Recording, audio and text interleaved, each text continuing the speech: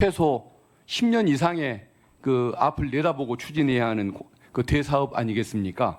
그래서 지정학적 요인도 따져야 하고 기후 환경적인 요인도 따져야 하고 그리고 또 외교 통상적인 요인, 예를 들면은 러시아와의 어떤 외교 관계 이런 것들도 다 따져가면서 추진해야 해야 할 큰 과제라고 생각을 합니다. 그래서 이 북극항로 시대에 대비하는 이 공약 이 부분은 해수부에 맡길 주제가 아니고 뭐 대통령 직속으로든 국무총리 직속으로든 뭐 어떤 그 기구를 설치해서 책임감 있게 미래 비전을 보고 믿음감 있게 추진해야 한다는 생각이 드는데 뭐 여기에 대한 의견. 결론부터 말씀드리면 대통령님과 제가 정식 취임이 되게 되면 말씀을 나눠서 박 의원님 말씀대로 대통령 직속 또는 총리 직속의 위원회에서 필요한 조율을 할 수 있도록 하겠습니다. 부산에 있어서 매우 중요한 문제여서 대통령님께서 후보 시절에 관심을 가지시기도 했고 그러나 말씀처럼 이것이 굉장히 장기 과제이고 우리 마음대로만 할 수 있는 것이 아닌 외교 관련성이 있는 과제여서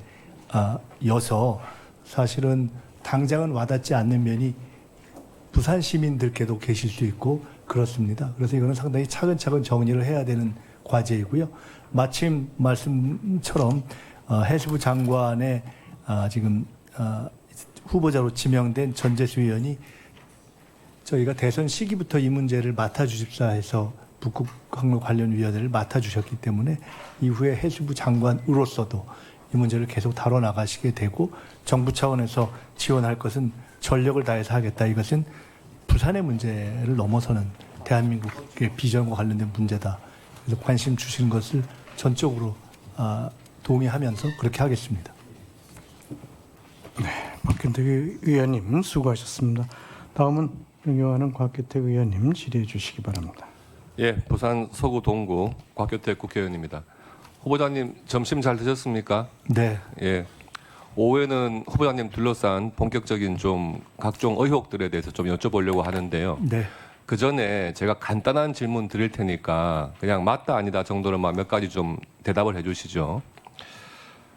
후보자님 그 선출직 공무원하고 임명직 공무원의 청렴도 기준이 다르다 생각하십니까? 제가 정확하게 이해를 잘 못했는데 조금만 더 설명 주시겠습니까? 선출직 공무원, 예, 국회의원이나 뭐 지방자치단체장이나 이런 사람들하고 임명직 공무원의 청렴성 기준이 서로 틀리냐 이 말씀입니다. 본질적으로 같다고 생각하고 어떤 네. 의미에서는 현실적으로는 선출직 공무원들이 일상적인 검증은 더 많이 받는 것 아닌가 이렇게 예, 생각하고 그건 있습니다. 같다고 봐야겠죠. 예. 그렇습니다. 그리고 능력이 좋으면 공무원은 도덕성은 문제 없다? 어떻게 생각하십니까? 그렇게 보지는 않습니다. 예. 재산이 좀 없는 사람은 재산이 많은 사람보다 도덕성이 결여되어도 된다. 어떻게 생각하십니까? 도덕성의 문제는 재산의 다과 문제와는 상관없는 그렇죠. 예. 어떤 경우에게나 요구되는 문제라고 생각합니다. 예, 그 전제로 좀 여쭤보도록 하겠습니다. 그 모친 소유의 한강 빌라 있지 않습니까? 그 한강 빌라가 2019년 3월 당시에도 모친 소유였죠. 후보자도 같이 거주를 하셨습니까? 2019년 9년 3월? 3월. 2019년 3월. 2019년 3월요.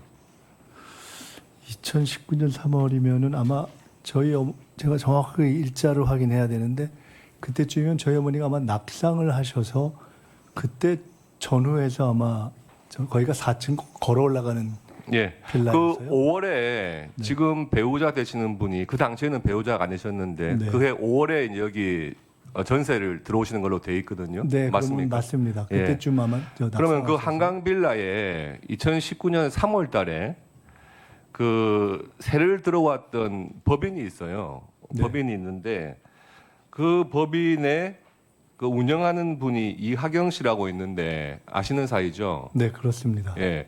그러면 그게 저 법인으로 2019년 3월 달에 전세 계약은 체결했지만 이거는 뭐 법인으로 된 전세 계약이니까 실거주자는 이하경 씨로 알고 있었습니까? 실제로 거주하려고 하는 사람은? 그것은 거주 목적이 아니고 그분이 계약을 했는데 그 당시에는 그 빌라가 좀 오래된 빌라이긴 하지만은 옛날 빌라에서 조금 넓어서 일종의 무슨 쉐어하우스인가 무슨 약간의 그런 사업을 하려고 계약을 했던 것으로 제가 들었고요. 그랬다가 그것이 그 집이 좀 낡고 수리비도 많이 들고 해서 적당치 않다라고 판단하는 본인의 판단과 마침 그때 제가 결혼하기 전에 지금 저희 아내가 그 경기도에서 서울로 와야 되는데 사실은 길고양이를 좀 많이 이렇게 거둬서 고양이가 좀 이렇게 있어야 되는 공간이 넓은 그 집이 좀 방이 많습니다. 그래서 그 두 가지가 겹쳐서 이하경 씨는 조건이 안 맞아서 정리를 해야 되고 저희 사람은 그때 제 결혼전인데 들어와야 되는 이것이 맞아서 예. 바뀐 것으로. 어제 이거 슬라이드 좀 띄워주시죠. 어제 한 언론사의 보도에 그 2019년 3월, 5월 그 무렵에 그 모친 소유의 한강빌라 말씀하신 그 제일 위층 거기에 인테리어 공사가 진행됐다 이렇게 보도가 됐는데 그 내용 보셨습니까? 보진 못했습니다. 그러면 그 당시에 인테리어 공사 한 거는 맞습니까? 맞을 겁니다. 맞아요. 네. 그러면은 지금 2019년 3월 달에 원래 1년 계약으로 들어와서 살려고 하던 그 원래 계약자는 한 2달 만에 빠져나가고 5월 달에 지금 후보자의 뭐 배우자가 되실 분이 거기로 들어왔다는 것 아닙니까? 네. 그리고 한 1년 뒤에는 지금 장모님이 또 이렇게 임차를 해요. 그러면은 2달 만에 계약 해지를 하고 배우자가 임차를 하시고 1년 뒤에는 또 장모님이 임차를 한단 말이에요. 그런데 지금 후보자께서 내신 자료에는 이 이산지로부터 어떤 그 2억이라고 하는 전세 보증금이 과연 입금됐었는지 또 그것을 배우자가 들어오실 때 이산지의 2억 원을 반환을 했는지 그리고 배우자께서 그 어머님한테 정당한 2억 5천만 원의 임차 보증금을 제공을 했는지 그런 계좌 내역은 전혀 지금 뭐 제출이 안 되고 있는 상태란 말이에요. 그렇게 본다면 지금 특이하게 원래 1년 계약이 2달 사이에 이렇게 해지되고 배우자가 들어왔다 그러면 이게 지금 그해 12월 달에 그 후보자께서 결혼을 하시니까 이게 아마 신혼집으로 사용을 좀 하시려고 했던 것 같은데 그렇다면은 그 제공된 전세 보증금 반환 내역이 확인되지 않는다 그러면 과연 이게 배우자께서 실제 거주는 배우자께서 하시는 걸로 되어 있는데 누가 전세 보증금을 냈는지 확인이 안 되는 거 아니겠습니까? 이 부분에 대해서 당연히 이렇게 표를 본다면 당연히 이산지의 그 이하경 씨 후보자하고는 프로보노 코리아라고 하는 법인의 이사관계로도 아주 친분이 있으시고 또 건설업자기도 하고 이분이 배우자가 내야 될 전세 보증금을 대신 내주고 반환받지 않은 것이 아닌가 하는 의심이 첫째 들고요. 두 번째, 인테리어 공사를 한 게 맞다 그러면 인테리어 공사를 한다 그러면 최소한 몇 천만 원이 들 거 아닙니까? 그러면은 2달 사이에 그 집을 다시 나가면서 인테리어 공사한 비용에 대해서 어떤 정산이 안 됐다 그러면 최소한 그 인테리어 해준 것 정도는 그 금액만큼은 또 후보자께 제공한 것이 아닌가 이런 생각이 자연스럽게 든단 말이에요. 어떻게 생각하세요? 그 궁금해하시는 것이 자연스럽게 되는 것이 저에게는 그렇게 자연스럽게 느껴지지는 않습니다. 왜냐하면 자연스럽게 저 과정을 보면은 너무 쉽게 이해가 되는 일들이어서 첫째는 다 제가 계약 주체가 아닌 저희 어머님 명의의 집을 이산지가 임차하고 다시 그것을 해지하면서 배우자 예정자가 임차하고 그랬다 그 이후에 장모님이 임차하는 과정이기 때문에 다 계약 주체가 제가 아니기 때문에 제가 직접 관련되지 않은 것은 당연합니다. 첫째. 두 번째로 각각 계약 주체가 전환되는 이유도 대단히 당연합니다. 저희 어머님은 낙상이 되셔서 평지로 나가셔야 됐고 그때 그곳을 들어올 생각이 있었던 저의 지인이었던 이산지의 대표가 들어와서 사업을 하려 하다가 그것에 비용이 제법 드는 수리의 요구가 있다라는 것 때문에 주저하고 그리고 말씀드렸던 그때 저희 아내는 들어올 사람은 서울로 들어올 집을 찾고 있었는데 있던 집을 정리하면서 들어와서 인테리어에 대한 정산은 어떻게 되는 겁니까? 네 잠깐만요. 그거 말씀드리겠습니다. 들어왔고 그 다음에 중간에 신혼집으로 쓰려 했던 것으로 보인다라는 말씀과 관련해서는 저는 저 집을 신혼집으로 쓸 수가 없는 것이 저는 지역구 국회의원이기 때문에 제 지역군에 아무리 작은 집이라도 살아야 되기 때문에 저 집은 신혼집으로 쓸 이유와 계획이 전혀 없었습니다. 그냥 원래 저와 별도로 살고 있었던 제 아내가 자기 집을 정리하고 뒤돌아 살다가 다시 저와 합치게 되면서 그 공간을 마침 저희 장인 어른이 병원에 가게 되셔서 병원을 왔다 갔다 해야 되는 수요가 있으셨던 저희 장모님이 들어오셨던 것이고, 인테리어는 아주 쉬운 것이 아까 제가 이미 말씀드렸듯이 제법 낡은 집이었기 때문에 그 인테리어 당연히 수요가 있었는데 그 인테리어를 한 것입니다. 아마도 제가 볼 때는 그 인테리어를 한 일정한 액수가 그 이후에 한편으로는 인테리어 비용으로 반영되고 한편으로는 시가에 반영돼서 금액이 올라가지 않았나 이렇게 생각이 되고, 종합적으로 각각의 전환의 과정과 인테리어에 들어간 것에 그 돈이 사라져서 누구에게 갈 여유가 없는 돈 아닙니까? 그리고 당연히 저것은 뭐를 내죠? 아니, 계좌를 저것은 저와 관련된 계좌들이 전혀 아니어서 아까 똑같이 말씀드렸지만은 그 이전에 계셨던 다른 그 한덕수 총리를 포함한 다른 분들의, 아니 제가 알고 있지 않은 내용인데 그것을 왜 동의를 해야 되는지, 그것은 혹시 과거의 전례를 들어서 말씀을 해주시면 과거의 전례를 들어서 답변 드리도록 하겠습니다. 네, 네, 곽기택 의원님 수고하셨습니다.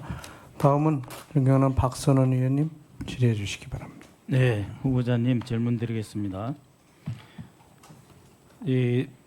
갈수록 이제 안보와 경제가 밀접하게 연관성이 높아지고 있지 않습니까?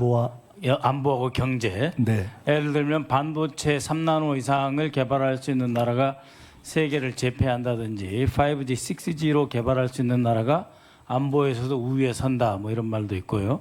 그래서 경제력이 안보인 건 당연하지만 안보를 위해서 또 핵심적인 기술 역량을 강화시켜야 된다라고 하는 안보와의 경제의 밀접성이 높아지고 있습니다. 근데 이것은 이제 총리의 역할하고 이제 관계가 되는데요. 과거 같으면은 이제 안보 문제, 외교 문제는 거의 대통령님만의 고유 권한이었고 총리의 임무는 경제나 내치다 이렇게 되었지 않습니까? 그런데 이렇게 경제와 안보의 밀접성이 높아짐에 따라서 대통령님과 총리님과 같이 대화하시고 다뤄야 될 의제의 폭과 깊이가 갈수록 깊어지고 커진다, 이렇게 말씀드릴 수가 있습니다. 또 경제와 이제 그 평화의 관계에 대해서도 말씀드리자면 새벽에 트럼프 대통령이 발표를 했습니다. 이란과 이스라엘이 휴전하기로 했다. 그래서 마침내 오늘 코스피 지수가 지금 시각 정도에 3,096포인트를 돌파했습니다. 그래서 이재명 정부, 이재명 대통령이 집무를 시작한 이후에 전 세계가 혼란에 빠지는 이 와중에도 갑자기 세계 4대의 화약고 중에 하나였던 이 한국이, 내지는 한반도가 가장 평화로운 국가, 가장 군사적 긴장도가 낮은 국가로 순식간에 바뀌었습니다.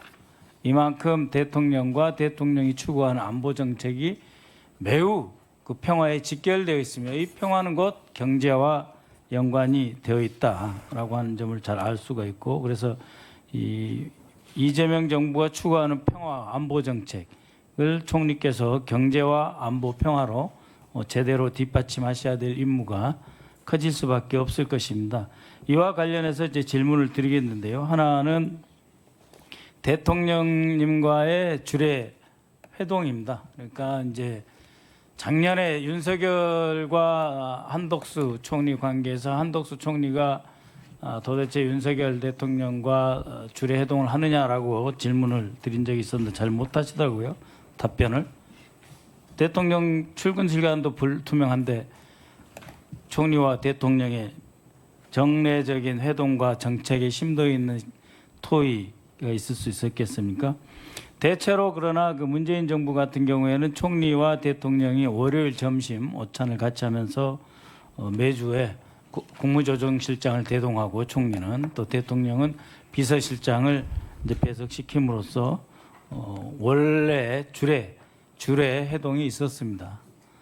그리고 그 주례 회동, 월요일의 주례 회동을 위해서 일요일 저녁에 당시에는 당정청 고위 회동이 있었지 않습니까? 총리실을 하고 그다음에 이제 당의 정책위의장 대표 그리고 청와대에서 비서실장과 정책실장이 참여하는 고위 당정청 회의가 있었습니다. 이러한 그 운영 체계를 사실상 다시 복원해서 국정의 안정화 그리고 정책 결정의 신속화 그리고 어떤 문제가 생기면은 그 문제의 포착의 식별을 제대로 빨리빨리 해야 되는데 총리가 되시면 대통령과 당과 어떠한 협력 구조로 국정을 이끌어 가실지 한번 말씀해 주시죠.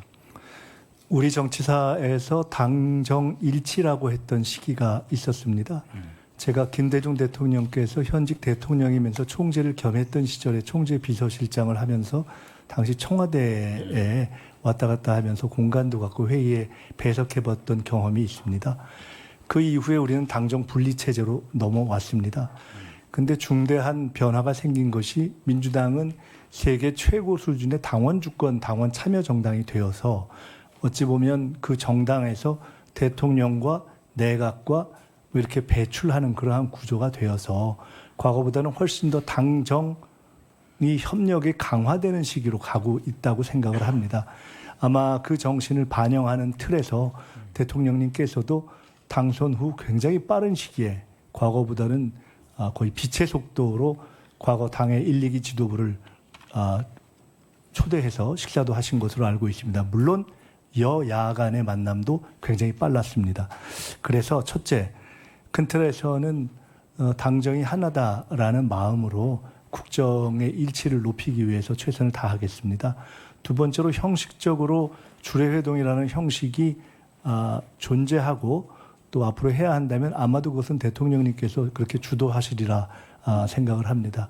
세 번째로는 그간의 경험이라든가 대통령님의 스타일을 볼 때 또 제가 대통령님과 함께 합을 맞추고 일해왔던 경험을 볼 때 형식적인 주례회동도 의미가 있겠지만 보다 수시로 저희들이 여러 현안에 대해서 말씀을 나누는 것이 더 의미가 있을 것이기 때문에 그것도 최선을 다하겠다는 말씀을 드립니다. 예, 그렇게 대독 총리가 아니고 실제로 일하고 대통령과 호흡을 맞추면서 국정에 한 몸이 돼서 나라를 잘 발전시켜 가시기 바라겠는데요.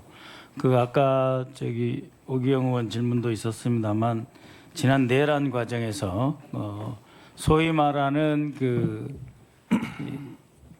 계엄 관련 국무회의에 8명이 참석을 했었고 거기에 총리가 있었지 않습니까? 네. 그리고 그 총리는 11시 되기 전에 대통령실에서 나와서 총리실로 갔다. 그리고 총리실에서 국무조정실장을 비롯해서 관련 회의를 개최했다. 이렇게 돼 있습니다.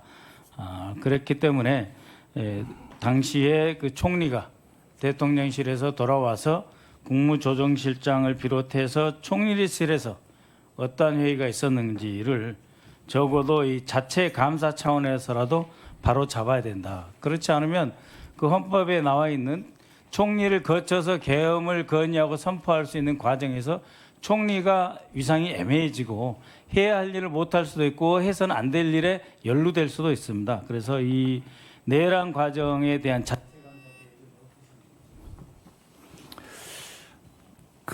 가끔 이런 생각을 해볼 때가 있습니다.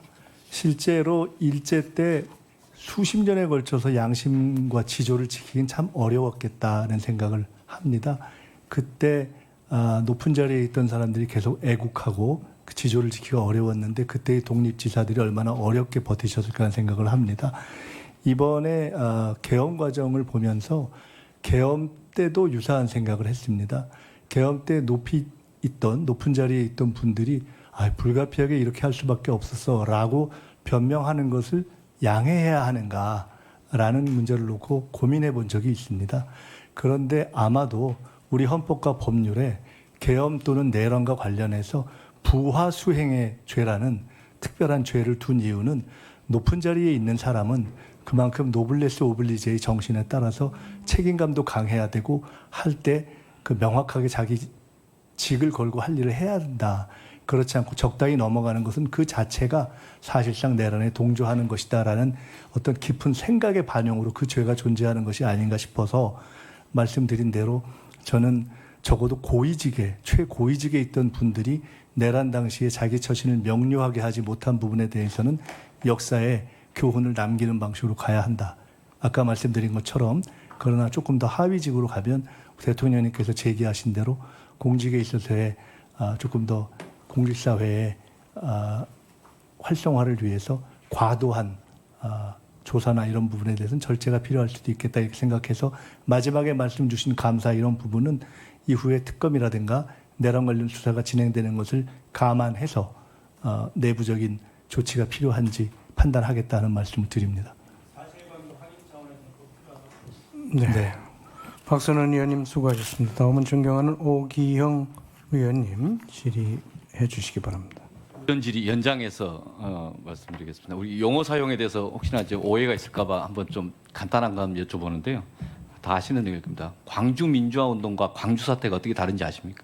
네, 다릅니다. 다릅니다 이게. 네. 이제 우리 내부에서 여기서 토론하면서 용어 조심해야 될 것 같아서 그렇고요.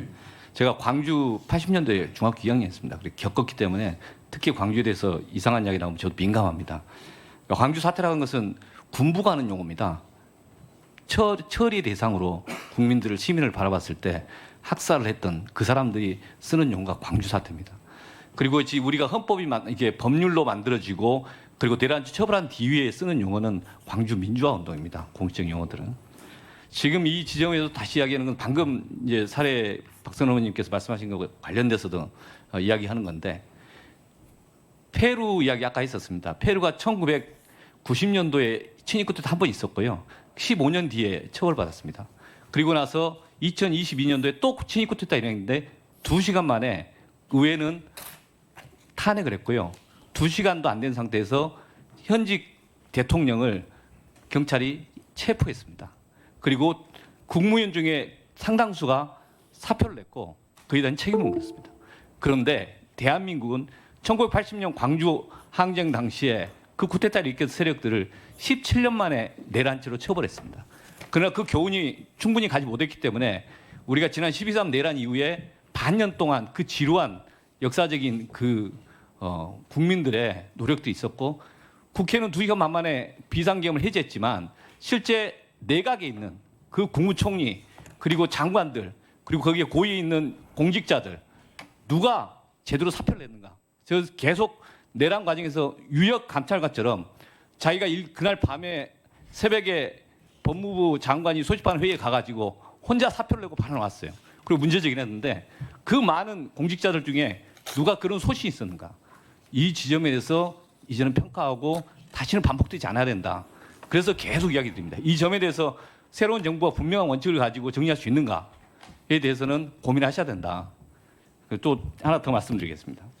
지금 대한민국에서 민주적 기본 질서를 지키는 게 우리 헌법을 수호하는 핵심적 내용 아니겠습니까? 그 한번 판례 한번 보시겠습니다. 통진당 해산 사건입니다. 그 사건에서 민주 기본 질서 이렇게 이야기를 합니다. 제일 마지막 부분 보시면 민주 기본 질서라는 게 국민 주권의 원리고 기본권 보장이고 권력 분립이고 복수 정당적 이런 헌법이 중요한 요소다. 그런데 쿠데타를 일으켰던 세력들은 바로 권력 분립을 무너뜨리고 국헌을 문란시키고 복수 정당들을 부정하는 그런 행동을 했지 않습니까? 그러면은 7급 공무원 시험에 다 나오는 내용인데 이런 내용들을 다 알고 있었던 공무원들 중에 누가 이런 상태에 대해서 문제제기를 했습니까? 문제제기한 사람이 있었고 문제제기 안 한 사람도 있었고 그러면 제대로 고위 공직자일수록 문제제기 안 했던 사람들이 한 번씩 물어봐야 됩니다. 당신들은 헌법을 수호할 자세가 돼 있는가? 실제 이런 상황이 발생했으면 그 당시에 군 검찰이건 또는 경찰이건 또는 검찰 내 일부가 한 일주일 사이에서 수사를 경쟁적으로 했습니다. 그 시기에는 이거 해야 되겠다 생각을 했겠죠. 한 달 뒤에 좀 무마했지만. 근데 그 위에 있는 많은 사람들이 실제 내란에 가담했거나 방조했던 사람들 아닙니까? 그런 사람들이 다시 또 국가를 경영하겠다고 국가를 책임지겠다 하면 대한민국 민주 기본 질서 유지될 거냐? 그래서 물어봅니다. 전에도 많이 나왔던 이야기지만 내란과 민주공화국상의 중립이 있습니까? 후보자님? 없습니다. 없습니다. 저는 이거 되게 심각하게 계속 말씀드리지만 민주주의를 부정하는 세력이 이 내란을 일으킨 거고 그럼 민주주의를 회복하는 것은 좌냐 우냐 문제가 아니다. 진보냐 보수의 문제가 아니다. 그러면 내란을 진압하는 것과 즉 헌정을 수호하는 것과 헌정 질서를 파괴하는 세력 사이에서의 헌정 질서를 수호하는 게 있는 것인데 그 상황 속에서 지금 현재 황당한 일이 하나 벌어져서 그 사례 때문에 말씀드립니다. 권익위인데 권익위에서 상임위원인가요? 한삼석 상임위원 이 양반에서 권익위에서 징계를 한답니다. 징계 이유가 이거예요. 위헌 위법한 비상계엄의 부당성을 지정했다는 이유로 그 상임위원회 중징계 절차를 한다는 겁니다. 지금 현재 과거에 이런 중징계를 하는 사람들 입장에서 봤을 때는 내란과 그다음 헌법을 수호하는 사이에서 중립 지키라 이거 아닙니까? 나라가 망하든지 말든지 헌정 질서가 무너지든지 말든지 중립을 지켜야지. 우리가 이게 법에서 나오는 정치적 중립이 그런 의미입니까? 저는 그건 아닌 것 같습니다. 우리 사회에서 헌정 질서를 지키는 데는 여야 상관없이 또는 그 진보냐 보수냐 상관없이 좌냐 우냐 상관없이 헌정 질서는 지키고 그리고 헌정 질서가 복원된 상태에서 정치적 경쟁도 하고 여야 간의 논쟁도 하는 건데 헌정 질서가 무너진 것을 눈에 보면서 수사해라 말도 못하고 오히려 방관하고 수수 방관 방조했던 그런 공직자들이 오히려 이것에서 문제제기했던 공무원에 대해서 정치적 중립 위반으로 징계하라. 현재 지금 이 정부에서 벌어지고 있는 일입니다. 이런 건 분명히 바로잡아야 되지 않겠습니까? 어떻게 보십니까? 아까 주신 말씀 포함해서 간단히 몇 가지 말씀드려도 될까요? 아니면 질문이 더 있으시면 질문 주시고. 이 이야기 좀 해주십시오. 예. 역사는 어떤 의미에서는 올바른 이름을 정리하는 과정이라고 생각을 합니다. 12.12를 사태라고 부르던 때가 있었지만 12.12는 군사 쿠데타였고 광주를 사태라고 부르는 사람들이 아직도 있지만 광주는 민주화 운동으로 헌법적으로 또 국민적으로 정리가 되었고 3.1운동과 3.1혁명을 아마도 그 당시에 일제라든가 탄압자들 또는 친일파들은 3.1 소요라고 불렀을 것이라고 봅니다. 이런 의미에서 보면 지금 동일한 의미에서 우리는 올바른 이름을 정리하는 과정에 있는 것이고 아마도 그런 것을 잘못하는 과정과 세력 중에 하나로 아까 말씀 주신 리박스쿨 같은 문제도 나온 것이 아닌가 봅니다.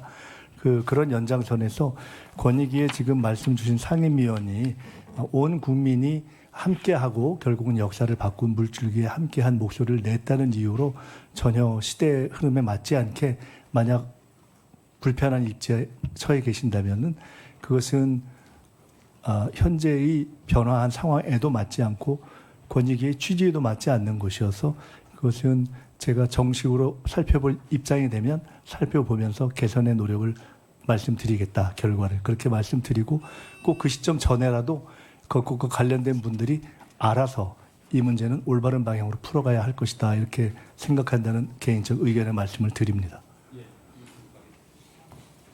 네. 오기영 의원님 수고하셨습니다. 다음은 존경하는 김희정 의원님 질의해 주시기 바랍니다. 네, 김희정입니다. 오전 중에도 이제 후보에게 질문했던 것 중에 실제 주소에서 거주지로 등록돼 있었는데 어떻게 등록이 돼 있었냐라고 얘기를 했더니 주소만 있었지 나 거기 없었다 이렇게 얘기를 했고 그다음에 강신성 씨로부터 받을 돈이 있었다라고 주장을 했지만 그걸 증명할 수 있는 자료를 내달라고 하는 건 오후가 돼도 내기 힘들다 이렇게 말씀하셨습니다. 사실 저는 굉장히 중요한 덕목 중에 하나가 신뢰성이거든요. 얼마나 일관되게 사람이 정직하게 소위 임하고 있느냐라고 생각합니다. 그래서 역시 연장선상에서 아까 제가 오전 질의 끝나고 후보님께 오후까지 출입국 기록이라도 좀 제출해 줄 수 있겠냐고 요청을 했는데 결국 오지 않았습니다. 그렇기 때문에 공식 출입국 기록은 없지만 후보자님이 직접 후보자님 페북에 올렸던 자료를 가지고 좀 중국 관련된 말씀을 나눠보고자 합니다.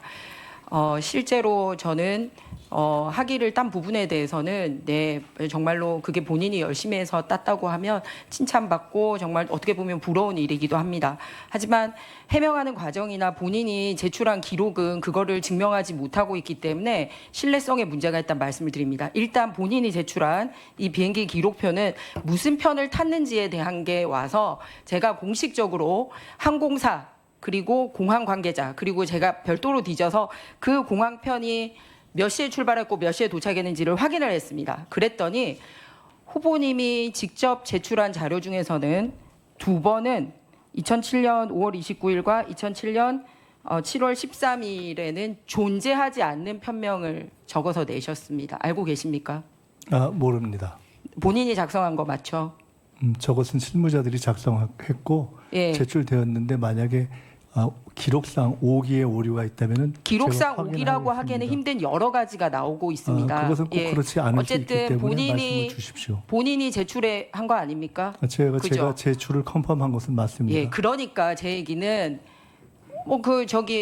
출입국 기록 내면 명확해질 걸 본인이 제출했는데 출국 당일날 기록에 대해서도 있지도 말씀드리겠습니다. 있지도 않은 항공편을 적어서 냈어요. 그래서 같은 항공편이 보면은 다른 날짜에 존재를 하고 있고 그 다음 날은 없어요. 그런데다가 마지막 저 항공편은 실제로 국내선 비행기도 아닙니다. 예, 중국 안에서 중국으로 상하이에서 구이형으로 가는 중국 안에 국내선 비행기더라고요. 그리고 또 있습니다. 다음 화면 보면 저 비행기를 탔다라고 되어 있는 시간이거든요. 그런데 저 시간에 엄연히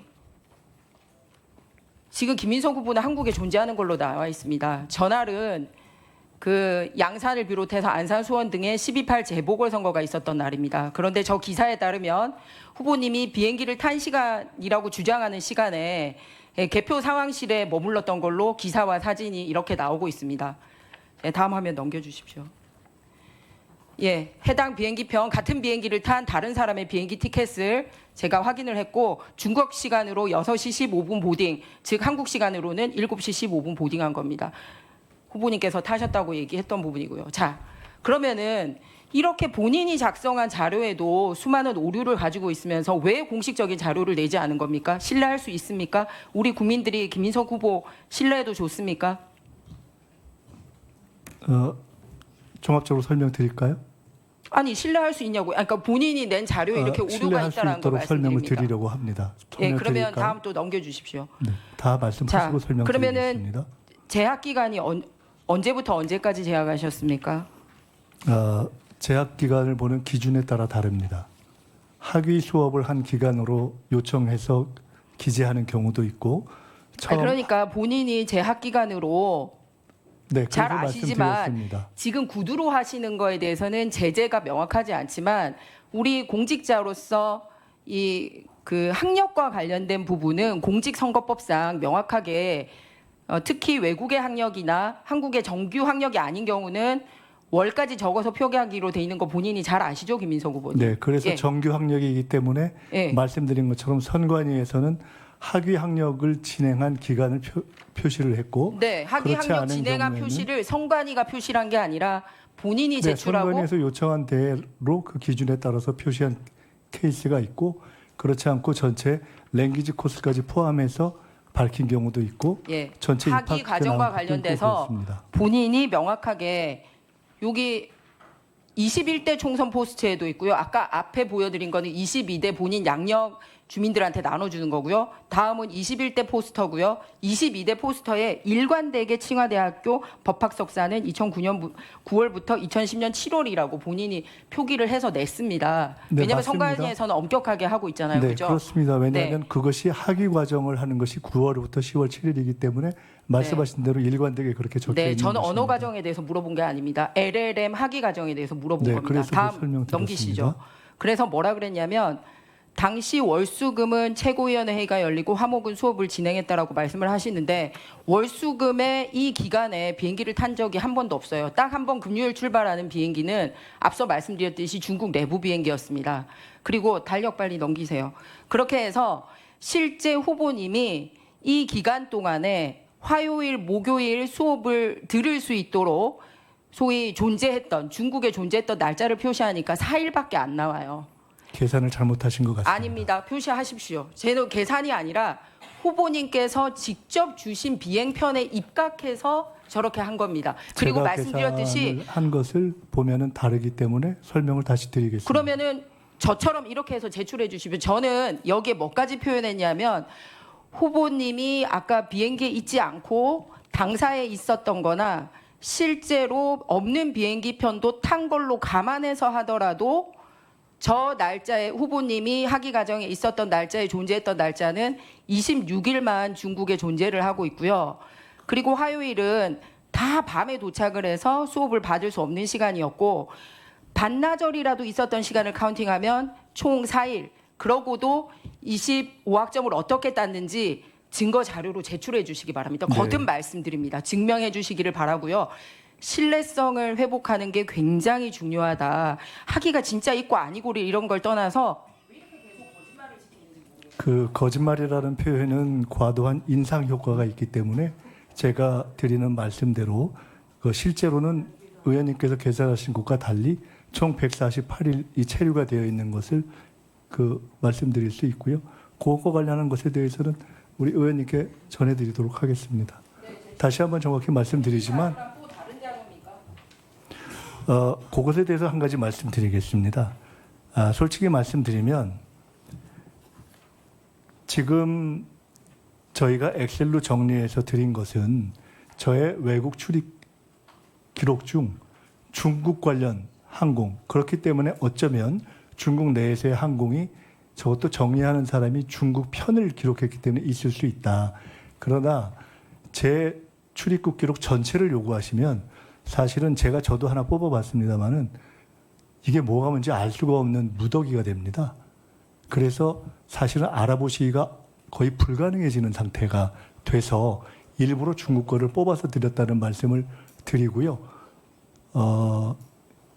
그렇습니다. 예, 그리고 제가 지금 궁금해하시는 중국 이외에 저의 20년, 30년 그 이전에 다른 어떤 출입국 기록까지 요청하시면 그것은 아까 말씀드렸던 전임 총리들의 예와 마찬가지로 그 요청문회의 의도와 무관한 과도한 범위를 요구하는 것이라고 생각이 되어서 필요하시면 그 기간에 관련된 것을 이렇게 엑셀로 정리한 방식이 아닌 것을 전달해 드릴 수 있는지 보겠는데 다만 이것은 그 또한 제가 뽑아서 드릴 경우에는 그것의 신뢰성을 문제로 삼으실 것이기 때문에 이것은 다른 방식으로 요구하셔서 확보하시는 것이 사실은 정확하다 이런 말씀을 드리겠습니다. 후보자님이 중국에 그 기간 동안에 중국에 이렇게 다니신 거 요거 정도 뽑아서 주도록 개인정보 제공 동의하시면 안 될까요? 제가 그것이 기술적으로 가능한지 한번 알아보겠습니다.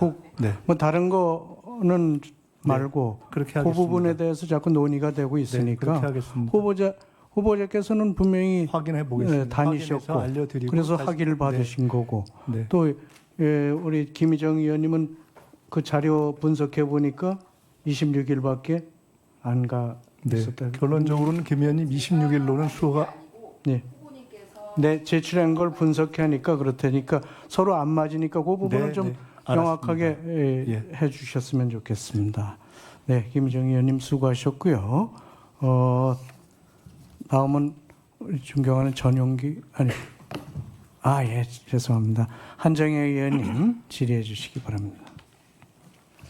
네, 김민석 후보자가 가지고 계신 강점 중에 현안 해결 아주 빠르게 하는 능력 그리고 갈등 중재 조정 능력 부분을 저희 당에서는 굉장히 좀 높이 평가를 해오고 있었습니다. 국무총리실, 국무조정실의 역할 중에 그 부분이 있어서 관련해서 질문을 좀 드리도록 하겠습니다. 우리 사회가 이제 갈등이 워낙이 많기도 하고 점점 더 그것이 그 양도 많아지고 질로서도 해결하기가 어려운 문제들이 점점 많아지고 있습니다. 한국 사회의 갈등과 관련한 경제적 비용 분석을 국무조정실에서 한 것이 있는데요. 이게 보시면 최근 7년간만 보십시오. 사회적 갈등으로 인해서 낭비된 경제적 비용이 총 2,130조 원입니다. 이게 평균 그러면 매년 304조 원에 해당된다는 금액이거든요. 그러니까 대한민국 1년 예산의 절반 정도에 해당되는 경제적 비용을 우리가 사회적 갈등에 사실은 쏟아붓고 있다라고 생각을 해야 되는 것이죠. 이런 문제가 있어서 국무조정실은 집중관리 갈등 과제들을 정리하기 시작하고 집중적으로 관리하기 시작했습니다. 2017년 문재인 정부 때부터인데요. 사회 갈등이 좀 많은 것들을 집중관리 대상이 되는 것들을 선정해가지고 관리하자라고 하는 건데 뭐 과제별로 보면 집중관리 대상이 있고 계속관리 대상이 있고 또 사후관리 대상이 있습니다만 전 지금 집중관리 갈등 과제만 말씀드리도록 하겠습니다. 문제는 이게 이제 2017년부터 과제를 선정해서 관리를 하고 있는데요. 한 해에 끝나지 아니하고 2년 연속해서 계속 갈등 관리 과제로 선정된 경우가 54건 정도에 해당이 됩니다. 그런데 이제 이 중에는 근로시간 선택권을 확대한다. 군공항 이전, 방구대 암각화 보존. 그러니까 이런 과제는 2017년부터 해서 아직까지도 그냥 집중관리 갈등 과제로 선정되어 있습니다. 물론 이 중에 군공항 이전이나 이런 것들은 해결책이 완전히 담보되지 않는 한은 과제로 선정이 될 수밖에 없는 것이기도 한데 8년이라는 기간 동안에 집중관리 과제로 설정만 하고 좀 더 열심히 하고자 하는 노력은 좀 기울였나라고 하는 것에 대한 의문이 좀 들기도 합니다. 이 얘기를 드리는 이유가 국무조정실이 갈등관리 내용적인 측면에서도 조금 좀 제대로 접근을 하지 못하는 것 같다라고 하는 게 가장 최근에 있었던 것이 화상투약기 시범사업 연장 문제가 있었고요. 또 하나가 인체용 의약품 동물병원 직공급 뭐 이런 문제인데 제목만 들어도 이해관계 당사자가 많겠구나라고 하는 걸 분명히 아실 수가 있죠. 그런데 이제 당시 국무조정실에서 이해관계를 달리하는 이 당사자들을 조정하고 조율하고 하라고 하는 게 그 역할인데 실제는 갈등을 풀어주지는 아니하고 어깨 대변만 하다가 갈등을 증폭시키고 지금 중지되어 있는 상태. 그래서 이건 안 하니만 못하다라고 하는 얘기도 있었습니다. 또 하나는 과거에 우리가 가습기 살균제 피해 그 조정위원회를 꾸려서 조정을 하는 과정에서 가해기업이라고 하는 데서 피해 구제를 위해서 우리가 조정 금액을 내라고 하는 것을 출연을 하겠다. 그런데 이후에 조정 이후에 아주 세월이 지나고 난 뒤에도 어떤 피해가 발생하거나 하게 되는 경우에는 그 정도는 정부가 좀 부담을 해야 되는 거 아니냐라고 했을 때 당시 국무조정실에서 기재부가 이걸 반대하지 않아서 동의하기 어렵겠다. 그 어렵게 조정의 합의에까지 이르는 것을 기재부가 조금 반대하는데요 라고 해서 결국은 무의로 돌아간 적도 있습니다. 연간 304조면 작은 돈은 아닙니다. 근데 후보자께서는 이제 우리 더불어민주당의 정책위 의장 시절에 좀 지지부진했던 1,000원의 아침밥 있습니다. 이것을 민주당 지자체장 재정지원 협조 요청을 2023년 3월 31일 날 하셨고요. 그리고 바로 그 이후에 4월 5일 날 서울대 총장 명담을 통해서 1,000원의 식사를 논의하고 학생 식당을 시찰하고 그리고 당정 협의를 실시해서 전국으로 확대하고 지자체 협력하겠다라고 하는 거 발표를 4월 9일 그야말로 정광석화처럼 이것을 해결해낸 적도 있습니다. 또 하나는 우리가 이제 조금 사회적으로 가슴 많이 아파했었던 전북 무주에서 있었던 장애인 학대 사건이 있습니다. 하은의 집에서 발생한 것인데요. 이것도 피해자 관점에서 전장현과 대책이 전북도 합의를 이끌어내서 전라북도 장애인의 탈시설을 추진했고 무주 하은의 집에 대해서 민간 합동 조사를 즉각 집행하게 만드는 등 대책을 갈등 과제를 굉장히 빠르게 정리한 바도 있습니다. 그래서 기대하는 바가 있습니다. 후보자가 총리로 취임을 한다면 이렇게 산적해 있는 사회 갈등 과제들에 대해서 지금까지 보여줬던 그 추진력, 그다음에 현안을 제대로 피해자의 관점과 더불어서 갈등의 이해관계 당사자가 되는 사람들과 충분하게 대화해서 잘 해결해낼 것이다, 조율해낼 것이다라고 하는. 그래서 국무조정실이 정말 국무조정실로서의 제 역할을 좀 할 수 있게 만들 수 있지 않겠냐라고 하는 기대감이 있는데요. 우리 사회적 갈등 관리에 대해서 후보자의 포부나 계획 이런 것에 대해서 말씀을 좀 밝혀주시면 좋겠습니다. 네. 이재명 정부가 어떠한 정부가 돼야 되는가와 관련해서 대통령님과 대선 기간 오래 전부터 말씀을 나눴던 내용 중에 하나가 이제는 세상이 내려먹이는 시대가 아니기 때문에 사회 협약 국가로 가야 한다라는 말씀을 많이 나눴습니다. 윤석열 정권의 가장 큰 잘못 하나가 이유를 알 수 없는 숫자 2,000명을 가지고 의대생 문제로 모두를 괴롭게 만든 것이었다 하는 데 대해서는 여야를 막론하고 공감이 있을 것이라고 생각이 됩니다. 갈등을 해결하되 민주적인 방식으로 해결하고 그것을 사회 각계각층의 합의와 협약에 의한 방식으로 풀어가는 것이 서유럽의 또는 북유럽의 복지국가 이후에 지금에 맞는 방식이다 이렇게 생각을 합니다. 갈등 해결은 가급적 집중적으로 해결하고 미제는 빨리 판단해서 도저히 안 될 것은 미제로 남겨두고 그리고 새로운 과제를 풀어가는 방식으로 접근하는 것이 맞다고 보고 저는 총은실 산하에 있는 위원회들을 보면서도 이번에 공부를 하면서 그런 생각을 했습니다. 제가 정식으로 취임을 하게 된다면 정부에 있는 많은 위원회들 중에 할 수 있는 것은 최대한 속도전을 통해서 할 일은 빨리 끝내고 안 될 부분은 못한다고 하고, 그리고 새로운 과제를 부상시켜서 정리해가는 방식을 취하는 것이 개국 문제 등으로 성과를 봤던 이재명 스타일의 성과적 접근법에 맞는 새 정부의 취지에 맞는다 이렇게 생각을 합니다. 우리 존경하는 한정혜 의원님께서 말씀 주셨듯이 천원의 아침밥, 전세사기법, CCTV 또는 장애인 관련한 것들을 다 제가 비교적 그 당시에는 여야가 조율해서 풀어내는 접근법을 취했었습니다. 앞으로 총리가 되면은 그러한 데서 성과를 내도록 최선을 다하겠습니다. 네, 한정희 의원님 수고하셨습니다. 다음은 존경하는 황운하 의원님 질의가 있겠습니다. 오전 질의에 이어서 같은 좀 연장선상에서 질문하겠습니다. 오전 질의에서 제가 마무리를 하지 못했지만 제가 마무리하고 싶던 말은 검찰이 없는 죄를 얼마든지 만들어낼 수 있는 조직이다. 이에 대해서 후보자께서 어떻게 생각하시는지 물으려고 그랬는데 동의하십니까?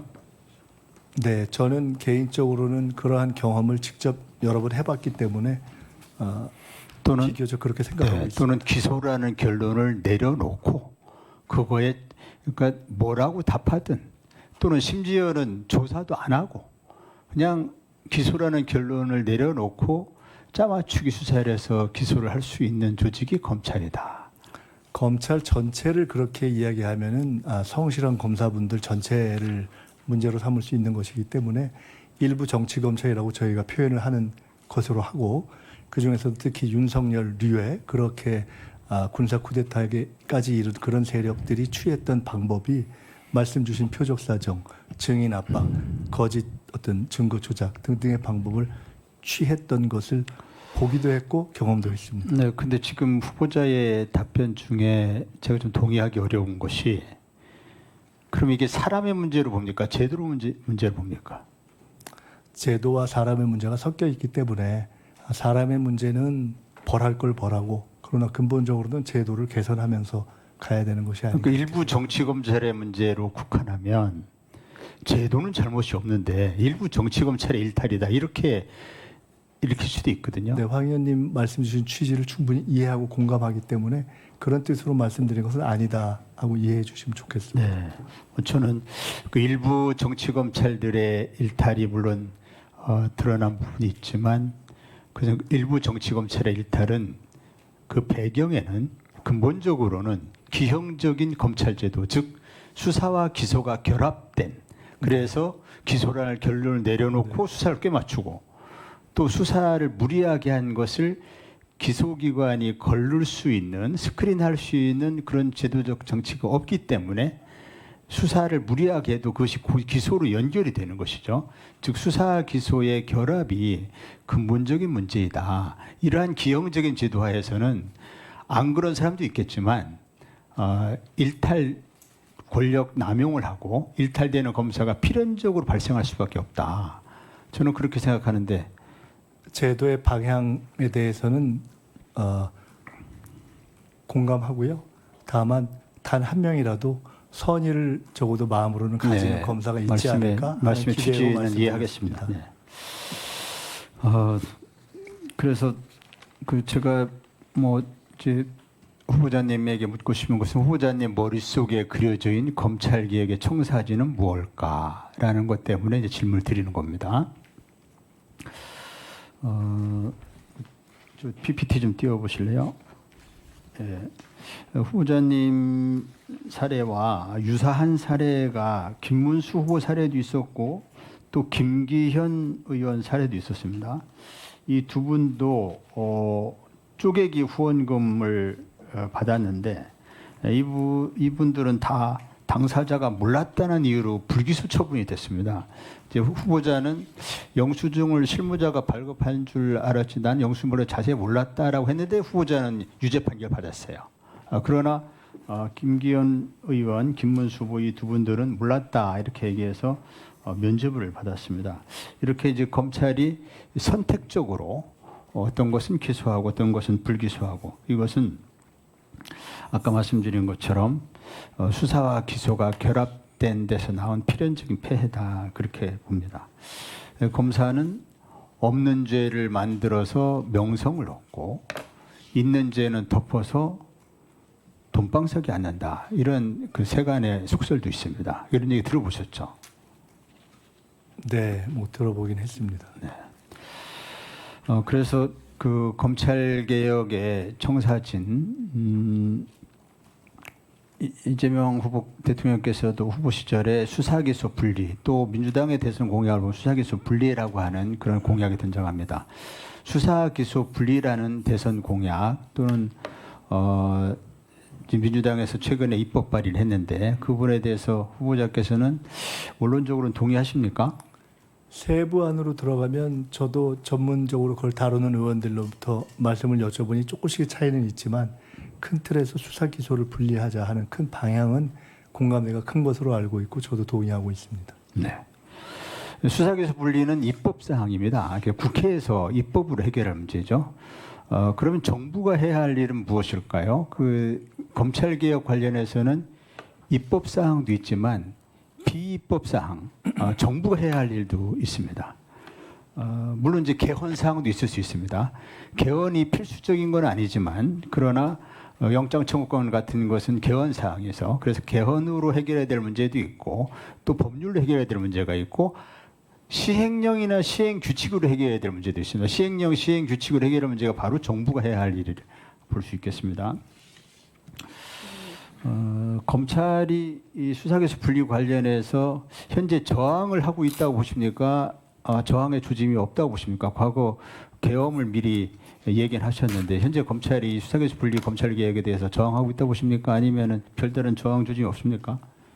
최근에 그 국정위 뭐라 그러죠? 그 국정기획위원회 보고가 중단된 사례도 있었고 또 최근에 그 후보자가 검찰에 고발되자마자 바로 그 배당을 하고 그것을 언론에 흘려버리는 그래서 수사 착수라는 보도가 나가버리는 이런 일도 있었습니다. 이 저항의 조짐입니까? 어떻게 보십니까? 현재 있는 드러난 것들을 가지고 검찰 전체의 저항이다 이렇게 규정 할 생각은 현재로서는 저는 없습니다. 다만 인지상정 본인이 가지고 있는 권한이 약화된다고 생각하면은 기꺼워하지 않는 마음이 있을 수 있다 이렇게 생각하는 건 굉장히 자연스럽지 않겠습니까? 네. 아까 말씀드린 것처럼 정부가 해야 할 일이 시행령, 시행규칙, 예산, 인력, 직제 이런 겁니다. 이 부분에 대해서는 시간이 다 됐기 때문에 네, 황은하 의원님 수고하셨습니다. 다음은 존경하는 최현일 의원님 질의해 주시기 바랍니다. 네, 후보님. 지금 후보의 이제 학력 프로필을 보면 이제 서울대 사회학과를 졸업하고 이게 이제 외국에서 하버드 케네디 스쿨 행정학 석사 94년부터 95년, 그 칭하대 또 석사를 마쳤고요. 또 로스쿨 뉴저지 주립대 법무 박사 그래가지고 로스쿨 국제 변호사를 땄습니다. 아마 이게 웬만한 그 대학 유수한 대학의 교수 정도 돼도 이 정도 커리어를 갖는 사람은 없습니다. 그래서 제가 책을 보니까 정치의 길을 가지 않았더라면 교수가 되었을 것이다. 어릴 때부터 되게 학구열, 독서나 이런 걸 좋아했고 아마도 제가 보기에는 이제 정치적인 풍파 그리고 이제 그 최연소 15대 국회에서 최연소 국회의원 되고 또 38세 때 서울시장 후보 그 이후에 정치적 풍파로 인해서 늦깎이 이제 공부를 한 거다. 어떻게 보면 자의반 타의반이죠. 저는 뭐 여기 대한민국 국민 중에서 많은 뭐 회사원들이나 또 제 주변에도 마찬가지입니다. 주경야도 가는 사람이 많아요. 낮에는 회사를 다니고 밤에 또는 주말에 또 석사나 또 박사를 다니는 사람이 많습니다.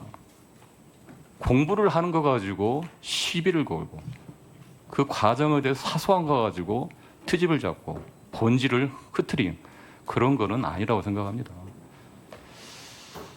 그리고 뭐 이게 후보가 있는데 학위를 이렇게 많이 딴 것에 대해서 하버드 케네디 스쿨이나 국제 변호사 딴 것에 대해서는 전혀 또 언급이 없어요. 그거에 대해서는 또 뭐 이렇게 시비를 걸 게 없으니까. 그런데 청와대 같은 경우는 제가 보니까 그 당시에 후보가 국내에서 정치인으로서 활동을 하고 있었습니다. 그렇기 때문에 청와대 정도는 비행기 거리로 2시간 정도 되니까 북경까지 이걸 현실적으로 가능했고요. 제가 출입국 구록을 이제 분석해 보니까 김희정 의원님은 26일이라 하겠는데 체류 제가 보기에는 143일. 후보님 맞죠? 143일 정도. 네, 실제 되고요. 치료 기간은 그렇습니다. 출입국은 한 29회 정도 했고요. 요게 지금 팩트고요. 왕복을 1일로 치는 계산법으로는 그렇게 숫자가 나오고 예. 실제 체류 기간을 하는 계산법으로는 지금 100일이 넘는 계산법이 나와서 지난번에 마치 법원에서 예. 일로 계산하냐 시로 계산하냐 뭐 그리고 이런 식으로 보시면 제가 됩니다. 하버드 케네디 스쿨이 얼마 어려운 대학입니까? 그리고 미국에서 로스쿨 다니고 얼마나 그 정도 능력이면 청와대 정도는 가능하죠. 그리고 후보께서는 미국과 중국에서 동시 국제적인 감각을 기르고 또 여기까지 왔죠. 청와대 같은 경우는 지금 세계 대학 순위 10위입니다. 중국의 최고 명문 대학입니다. 이런 대학에서 석사학위를 아무나 줍니까? 커리큘럼이나 수업이나 이런 시험도 상당히 엄격하기로 유명한 대학입니다. 그래서 후보자 같은 경우는 지금 어떻게 보면 그 당시 정치인으로서 국내에서 활동하면서 짬짬이 시간을 내가지고 국내로 오가며 물론 이제 어려울 때는 학교 측에 양해를 구하고 했겠죠. 그렇게 해가지고 동시에 한 겁니다. 이걸 오히려 칭찬하고 격려하고 또 이거를 붙돋아줘야지 그걸 시비거리 된다는 거는 이건 청문회 본질에 안 맞는 것 같고요. 제가 보니까 또 아까 보니까 저기 청와대에서 2007년 3월달 입학해가지고 2010년 6월달에 논문을 제출했고 그해 7월달 졸업했습니다. 공식 졸업 확인서가 증명하고 있고요. 아까 후보자 경력 기재 관련해서 실제 2007년에서 2010년에 석사관이 있었지만 2020년 선거 공부에는 석사 기간을 2009년부터 2010년까지 기재했습니다. 아마 이게 선관위 안내에 따라서 그러신 거 아닌가요? 그렇습니다. 예, 석사학위 받기 위해서는 반드시 거쳐야 하는 필수 학위 과정이 있는데 선관위 통상 이 기간을 뺀 순수 석사 과정을 기재한 겁니다. 요거는 선거를 치르는 사람은 다 상식입니다, 상식. 그래서 더 이상 이런 문제 가지고 시비를 거는 거는 청문회 본질에 맞지 않다 저는 생각하고 어떤 늦깎이 정치인의 학구에 대해서 폄훼하거나 평가절하하는 거는 더 이상 해서는 안 된다 저는 생각합니다. 다른 질문하겠습니다.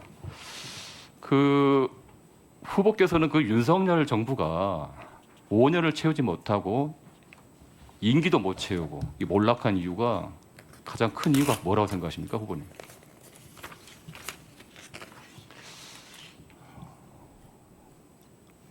망할 짓을 했기 때문 아닌가 이렇게 생각합니다. 예, 그렇죠.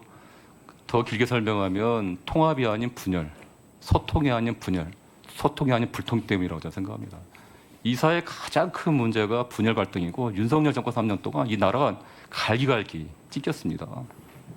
새 정부의 우선 추진 과제 중에 하나가 여론조사에서도 국민 통합이라고 했습니다.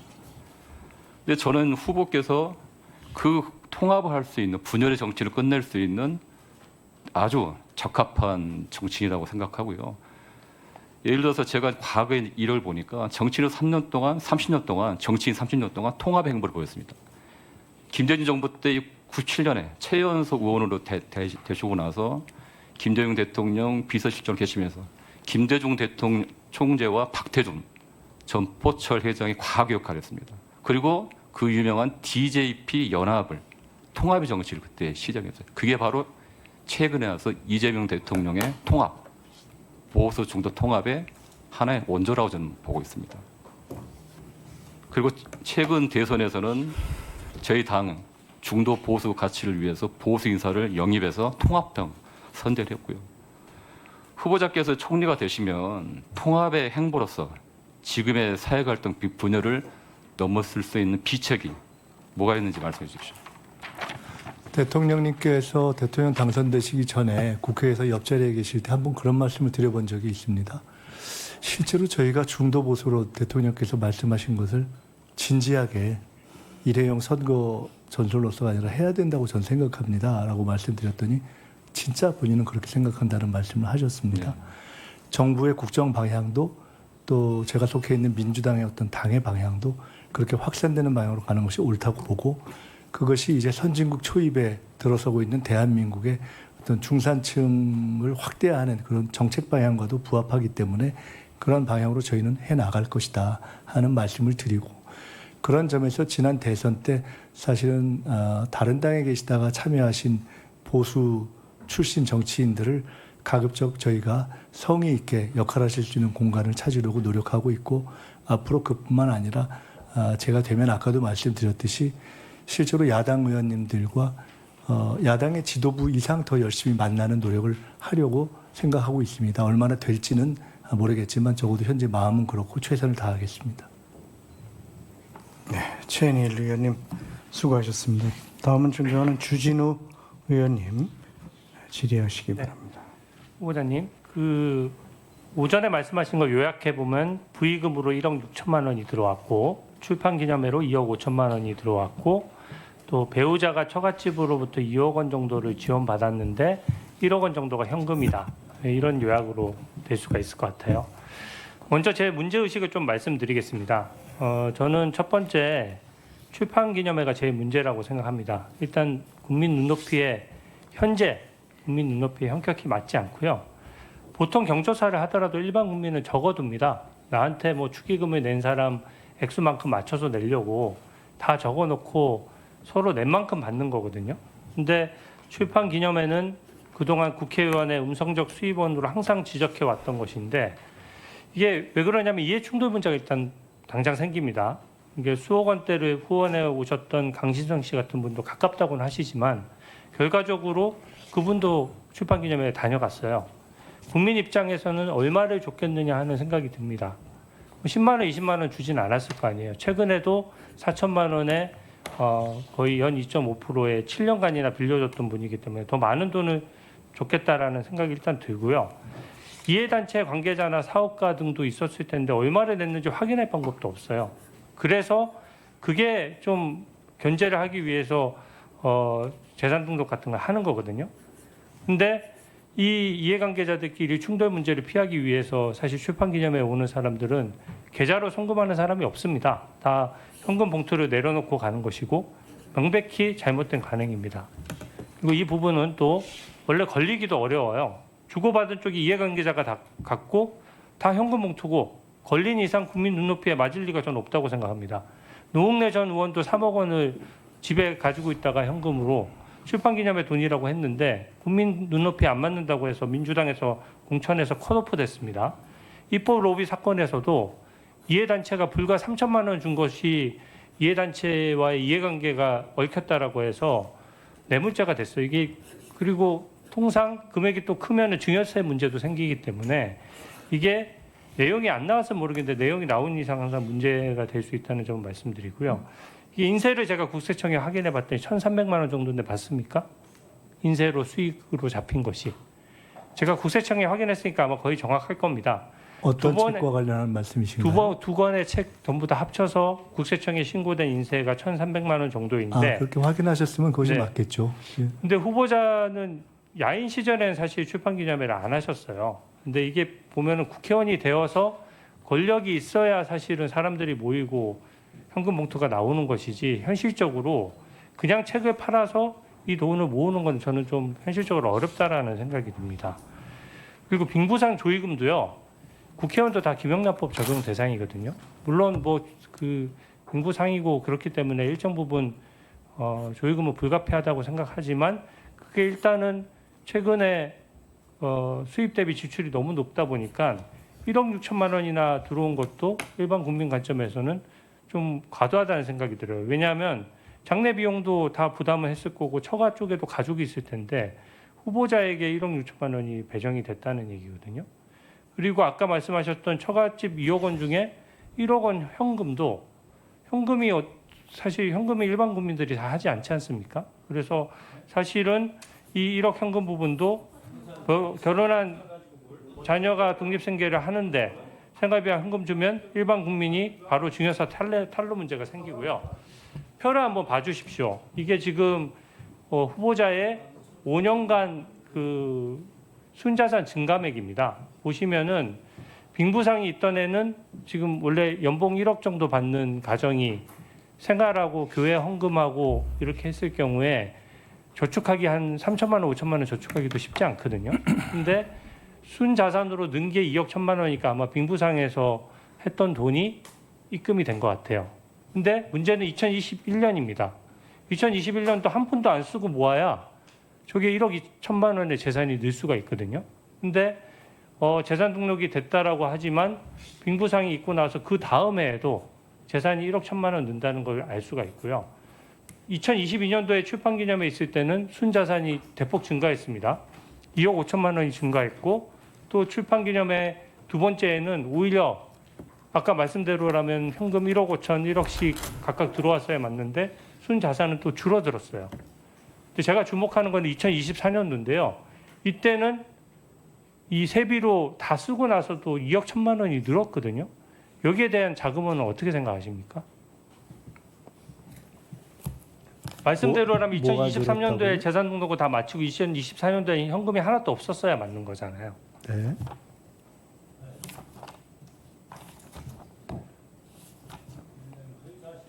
나중에 정리해서 말씀해 네네. 주시면 제가 네. 말씀드리겠습니다. 예.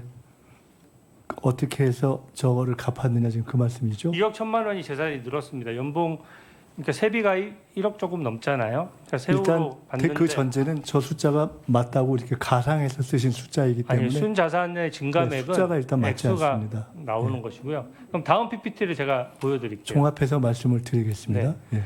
여기도 마찬가지입니다. 수입 지출 현황인데요. 보시면 빨간색이 수입이고 파란색이 그 지출인데 매해 다 높았어요. 그러니까 재산 등록이 매해 정상적으로 이루어졌다 그러면 수입 대비 지출이 더 많은 경우가 생길 수가 없거든요. 아까 이 숫자 가지고 말씀하시니까 저는 이것을 후보자가 직접 공개하고 신고했던 내용을 가지고 정리를 했으니까 혹시 오류가 있다면 다음 제 질의 때 좀 지적을 해 주십시오. 지금 시간이 별로 없으니까요. 그래서 저는 매해 현금 거래다 보니까 이게 쭉 그 수입보다 지출이 많은 관계를 좀 말씀드리고요. 마지막으로 다음 PPT입니다. 추징금을 갚은 내역 중에 제가 제일 이상하게 생각하는 부분은 딱 이 부분입니다. 이 부분에 대한 정확한 답변을 요구드립니다. 이게 지금 빨간색은 후보자의 예금인데 대략 한 2천만 원에서 4천만 원을 연간 넘지를 않았어요. 그리고 배우자 예금도 제가 체크를 해봤는데 2023년도랑 2024년도에 별다른 변화가 없었습니다. 근데 2023년도에 출판기념회 하고 나서 2024년도에 1억 1,500만 원을 갚았어요, 추징금을. 네, 그것까지 포함해서 답변 드리겠습니다.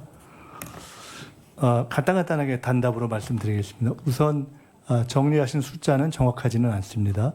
두 번째로 출판기념회와 관련해서 너무 과하다라는 말씀은 조금 이따 자세히 드리겠지만 평균 제 경우는 3,000부, 2,000부 이런 경우로 해서 평균 한 5만 원 정도 선의 출판기념회 후원 축하금이었던 것 같습니다.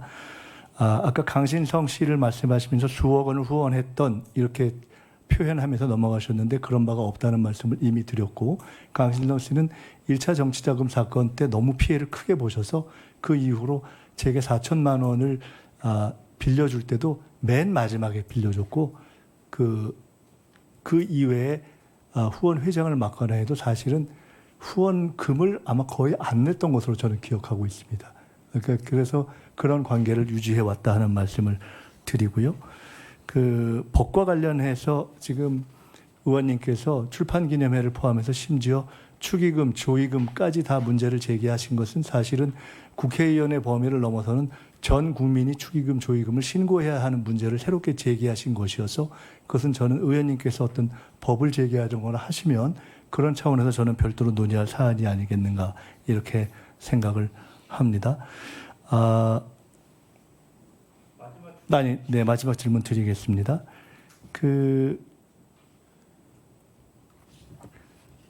궁금하신 것이 앞서서 이러저러한 것들을 혹은 출판기념회 혹은 축의금, 조의금으로 갖고 맨 마지막에 남아있던 1억 정도의 추징을 어떤 수입원으로 갚았느냐, 수입원이 없지 않느냐 이렇게 말씀 주신 것으로 이해합니다.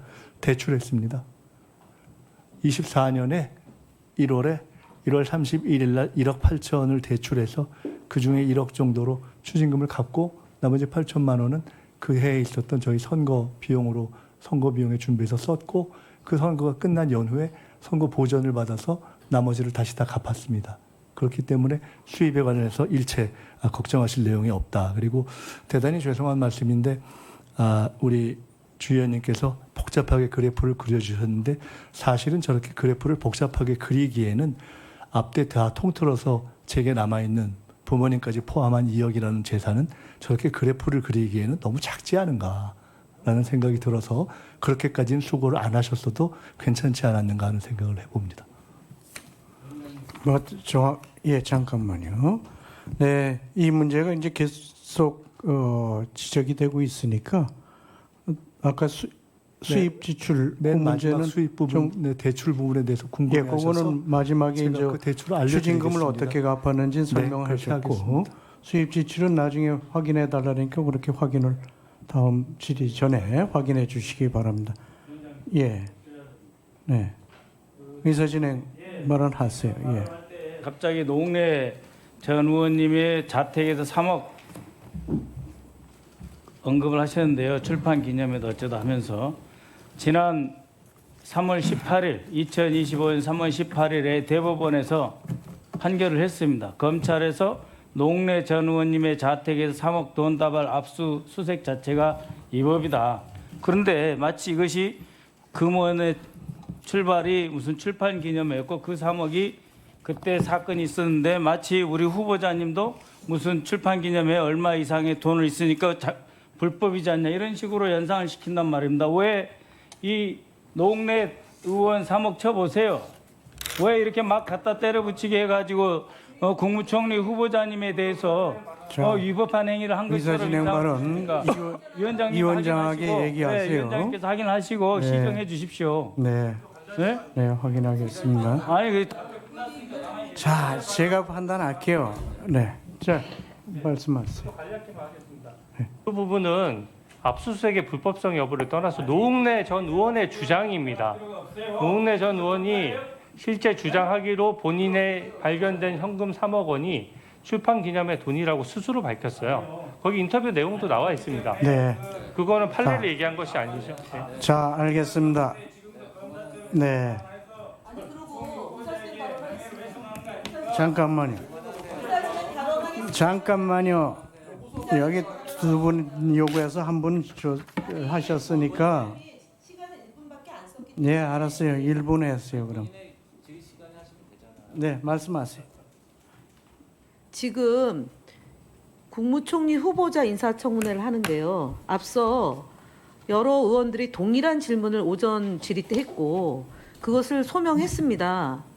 그런데도 불구하고 지속적으로 후보자에 대한 또는 김희정 의원님 제가 의사진행 발언하고 있거든요. 다선 의원님, 중진 의원님, 초선 의원님하고 좀 다르시지 않습니까? 예, 좀 다르지 않습니까?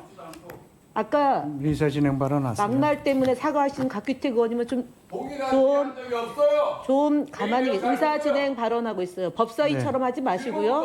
국무총리 후보자 인사청문회 맞추어서 좀 해주세요. 법사위에서 하던 것처럼 여기서 마구 끼어들지 마시고요. 보기 민망합니다. 의사진행 발언 중입니다. 의사진행 발언 중이니까요. 좀 사과한 것이 잉크가 안 말랐다는 것은 항시 유념하시고 온 인사청문회 하시고 바랍니다. 자, 발언하세요. 그래서 지금 이후에도 이 인사청문회하고 관련 없는 사람들을 끌어들여서 명예를 훼손하고 그 사람은 그 얘기를 반론을 펼칠 수가 없습니다. 두 번째는 증인으로 채택되지 않고 참고인으로 채택되지 않은 사람들에 대한 명예훼손도 함부로 하면 안 된다고 저는 생각합니다.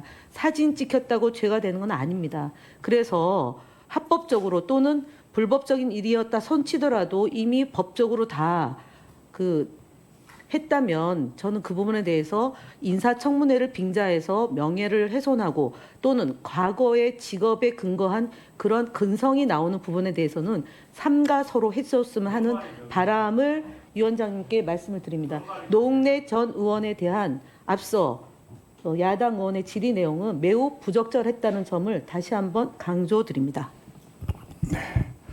자, 질의를 계속하겠습니다. 다음은 존경하는 전용기 의원님 질의해 주시기 바랍니다. 네, 경기화성동의 전용기입니다. 그 출판기념회를 야인 시절에는 한 번도 하신 적이 없으십니까? 제가 지금 생각을 해보고 있는데요. 그 통상의 다른 정치인들도 야인 시절에 많이 하지 않나요? 저는 왜냐하면 정치를 다시 하거나 정치를 복귀하겠다 하는 계획을 갖고 쭉 살아오지 않았고 굉장히 그 전망도 불투명한 18년을 보내다가 저로서도 기적처럼 이렇게 다시 돌아온 케이스여서 그랬던 것 같고 출판기념회가 있었던 것 같기도 네? 합니다. 예, 알겠습니다. 그 작은 근데 뭐 규모의 출판기념회 했던 야인 것 시절에는 같습니다. 안 했고 국회의원이 되니까 음성적인 수입원을 위해서 출판기념회를 했다라고 주장하시니까 저는 황당해서 질문을 안 할 수가 없었습니다. 사실 이 출판기념회가 국회의원의 음성적 수입원이라고 아주 악질적인 문제라고 존경하는 주진 의원께서 주장을 하고 계시지만 정치 신인의 그러니까 야인의 정치적 출정식 자신의 홍보 수단이 될 수도 있는 부분입니다. 원외 인사들은 지금 국회의원님들처럼 후원금도 못 받아요. 그럼 그 정치 자금은 어디서 받아야 됩니까? 그 권력을 가지고 계신 국회의원들께서 원외위원장들, 원외 인사들 합법적인 정치 자금 수입 그 모금을 못하도록 막고 있지 않습니까? 그렇기 때문에 그 수익으로 인해서 본인의 정치 활동을 영위할 수 있게끔 하는 것인데 그것을 음성적인 수익원으로 이야기한다. 재산이 수십억 원씩 있는 사람들은 이해를 못할 수 있으나 돈 없는 사람도 정치해야죠. 그래야 세상이 바뀌지 않겠습니까? 그리고 조의금으로 시비 거는 거는 저는 굉장히 황당합니다. 그러니까 당신이 권력이 있기 때문에 그 많은 사람들이 와서 그 많은 돈을 냈을 것이다 라고 주장하는 건데 가족이 돌아가셨을 때 위로금 성격으로 주는 돈입니다. 그리고 현금의 융통이 있었다라고 지속적으로 주장을 하는데 후보자께서는 본인의 책임, 과거에 문제 있었던 거 인정하시고 그 사회적 책임을 다하기 위해서 가족이 상을 당하셔서 그 돈을 가지고도 추징금을 납부하셨어요. 그 가슴 아픈 돈으로도 추징금을 납부할 만큼 사회적 책임을 다했습니다. 전두환 29만 원 있다고 도망칠 때 비판 한번 안 하던 사람들이 그 금액으로 자신의 책임을 다해서 추징금 납부하는 것을 현금의 융통이라고 당신 문제 있다고 얘기할 수 있습니까? 저는 그 부분에서 굉장히 유감이라는 말씀을 안 드릴 수가 없는 겁니다. 그래서 정치 시스템을 바꿔야 되는 것이지 검은봉투법이라고 해가지고 이것을 폄훼하고 정치의 출발선 자체 원외 인사들한테는 굉장히 악재가 될 수 있어요. 이런 막는 방법은 바람직하지 않다는 말씀 드리겠습니다. 저는 국민의힘에서 제기한 이른바 6억의 출처 이거 명쾌하게 해결 다 됐다고 생각합니다. 조금 전에 연도 이야기하면서 이 금액이 어디 있었고 다 말씀드렸잖아요. 빙부상 조의금으로 돈 냈고 출판기념회 있는 해에 더 많은 추징금 냈고 그거 부족한 부분들은 본인의 세비의 절반 이상을 털어서 추징금 냈습니다. 그것은 도망치지 않고 사회적 책임을 다하겠다라고 하는 후보자의 철학이 들어가 있었던 거라고 보는 거고 뭐 교회 현금 왜 이렇게 돈 많이 냈냐 하는데 그 돈을 낼 수 있게끔 도와주신 것도 하나님이라고 하는 본인의 종교적 철학 때문에 돈 낸 겁니다. 그것까지 비판하실 수 있나? 그렇게 본인의 세비로 생활이 안 되니까 배우자는 후보자한테 말도 못하고 친정에다가 생활비 좀 달라고 이야기를 했나 봅니다. 그렇게 아등바등 살아왔는데 그런 내용들 다 그런 현실들 다 빼고 후보자는 문제가 있어야 되는데 하면서 계속 현금 융통이 있었잖아요. 문제 있잖아요. 라고 이야기하니까 저는 이 청문회가 도대체 인대용 기후제 이상의 무언가를 만들기 위해서 하고 있는 건가 이해할 수가 없는 겁니다.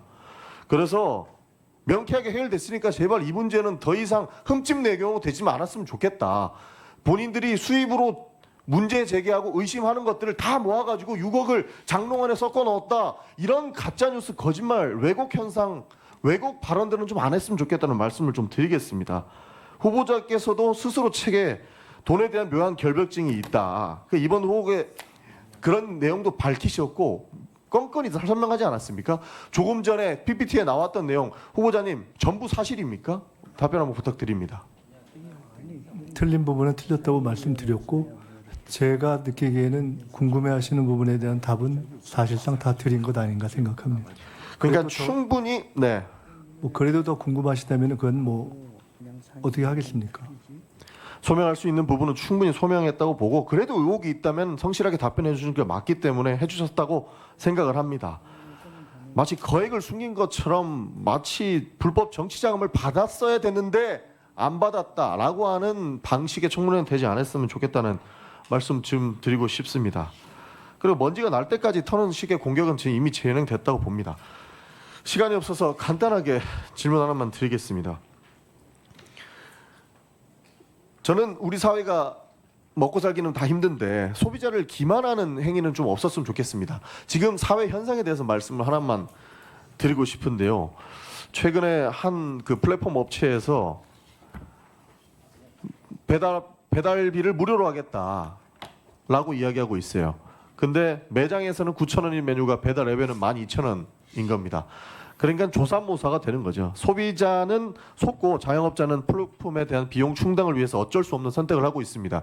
이게 공정거래 측면에서 바람직한 현상인가를 저희가 묻지 않을 수가 없습니다. 그래서 시간이 짧아서 그냥 다 생략하고 질문만 드리겠습니다. 이 관련된 내용만 답변해 주시면 좋을 것 같습니다. 플랫폼과 자영업 간의 수수료 부담 전가 문제를 좀 총리가 되신다면 국무조정실을 통해서 해결해 주셔야 된다고 보는 것이고 플랫폼 수수료 상한제라든지 협업 방식과 자율 규제 등이 필요하다고 보는 겁니다. 울며 겨자 먹기식으로 사회적 문제가 지속적으로 발생하고 있는 부분 때문에 소비자는 기반당하고 있는 것이고 자영업자들은 더 힘든 상황에 내몰리게 된다라는 말씀 드리고 싶습니다. 그래서 소비자가 가격 혼란 해소와 자영업 부담 완화 제도 개선이 필요하다. 그러니까 플랫폼 수수료와 관련된 내용들은 총체적인 측면에서 접근이 필요하고 공정한 거래가 있을 수 있는 환경을 조성해야 된다라는 말씀 드리고 싶습니다. 이 문제 방치하면 안 된다. 소비자 신뢰 회복해야 된다. 자영업 부담 완화해야 된다라고 하는데 이에 대한 정책을 검토해 주시길 부탁드리고 이에 대한 생각을 좀 말씀해 주시길 부탁드리겠습니다. 플랫폼 문제는 얼마 전에 청문회에 관련한 정책 학습을 하는 과정에서도 물가와 연동해서 조사를 하고 토의를 하는 과정에서 예를 들어 음식 배달과 관련해서 실제로 배달이 아닌 픽업의 경우에조차도 수수료를 부과하는 방식으로 가는 것이 굉장히 본말이 전도됐다라는 지적을 한 바가 있고 이후로도 계속 살펴볼 생각입니다. 존경하는 전영기 의원님께서 질문 중에 제게 제기됐던 여러 문제 제기에 대한 문제점을 지적해 주셨기 때문에 그에 대해서 그냥 간단하게 두 가지만 말씀드립니다. 비록 제 문제를 거론하는 과정에서 청문회에서 논의가 됐지만 정책을 하는 국회의원의 한 사람으로서 이런 일이 있다고 해서 일반 국민 모두에게 적용될 수 있는 영향을 미칠 수 있는 축의금과 조의금 전체를 문제 삼거나 또는 신고하는 방법을 섣부르게 제기하거나 또는 정치에 있어서의 신인들의 활동을 제약하거나 또는 헌법적 제약으로 비춰질 수 있는 출판 기념회 그 자체를 액수의 투명화라는 접근법을 취하지 않고 전체를 죄악시하는 접근법은 저는 개인적으로 적절치 않다고 봅니다. 끝으로 제가 저의 진실성을 입증하는 데 있어서 공정하게 만약에 다루어진다면 제게 문제를 제기하는 분들의 경우에도 적어도 이미 아닌 것이 명료하게 된 6억을 쟁여놓고 현금으로 썼다라는 방식으로 문제를 제기해 왔던 것에 대해서는 적어도 제게 요청했던 사과 정도는 하거나 해명을 하고 후속 질문을 하시는 것이 적정하지 않는가라는 소회를 갖고 있다는 말씀도 드리겠습니다. 네, 전영기 의원님 수고하셨습니다. 다음은 존경하는 김현 의원님 질의해 주시기 바랍니다. 예, 저도 야인 시절에 출판 기념회를 했습니다. 앞서 전영기 의원께서 출판 기념회 또는 조의금, 축의금을 합법적으로 받을 수 있는 것을 마치 김민석 국무총리 후보자의 흠집을 내려고 무리하게 정치 공작하는 것에 대해서 단호히 배격한다는 말씀을 드리고 질의를 하겠습니다. 방통위의 독립성과 중립성이 무엇보다도 중요합니다. 국무회의에 배석해서 이재명 대통령에게 특검 임명에 대해서 정치 보복이라는 발언을 한 바가 있습니다. 이진숙 위원장이. 근데 제가 이진숙 위원장에 대해서 7월 31일 저희가 2024년 7월 31일 날 경찰에 고발을 했습니다. 이거는 뭐냐면 대전 MBC 시절에 법카를 사용했다 또는 향응을 제공했다. 그래서 배임과 이해 충돌로 고발을 했는데 현재까지 한 11개월이 지나도록 단 한 번의 수사가 이루어지지 않고 있다고 한다면 이것이 과연 공정한 공권력이라고 볼 수 있겠습니까? 후보자님 답변해 주시기 바랍니다. 일반 국민의 눈으로 봐서는 공정하다고 보기 어렵다고 네. 생각합니다. 네, 그리고 이진숙 위원장은 국회 대정부 질문에 와서도 압수수색을 당했음에도 불구하고 부인했습니다. 그런데 최근에 확인한 바에 따르면 출석 요구서를 3번을 받았습니다. 대전 유성 경찰서로부터. 그런데 단 한 차례도 응하지 않고 어떤 영문인지 대전 유성 경찰서에서는 이진숙 공무원인 방통위원장에 대해서 출석 요구서를 보냈다라는 얘기도 없습니다. 이것 역시도 이진숙 방송통신위원장에 대해서 봐주기 하는 것이 아니냐라는 국민 눈높이에 대해서 어떻게 생각하시는지 답변 바랍니다. 저것보다도 훨씬 더 가혹한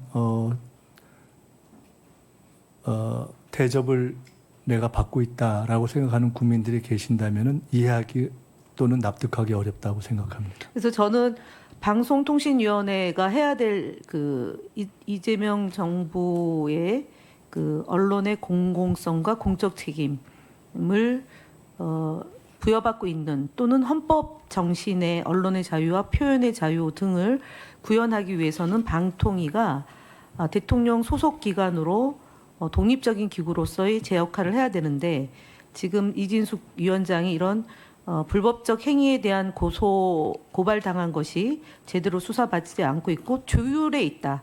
이것은 경찰이 제 역할을 못하기 때문에 권력기관의 개편, 개혁, 그리고 검찰개혁, 언론개혁이라는 막중한 과제를 제대로 하기 위해서 총리의 역할이 무엇보다 중요하다고 생각이 듭니다. 이에 대한 입장 말씀해 주시기 바랍니다. 특정 기구, 특정인에 대한 문제가 아니라 사법의 공정성은 어떤 경우에도 총리의 역할과 무관하게 이루어지는 나라로 가자 하는 것이 빛의 혁명을 이루어내고 계신 국민들의 바람이다. 그리고 방향이다. 그것을 받드는 것이 저희의 과제다. 이렇게 생각합니다. 예, 그리고 윤석열 정부에서 굉장히 방송 장악을 위한 시도가 많이 있었습니다. 바이든 날리면이라고 국민들에게 듣기 평가를 했고 날리면이라고 제대로 보도하지 않으면 그 언론사에 대한 탄압을 자행했고요.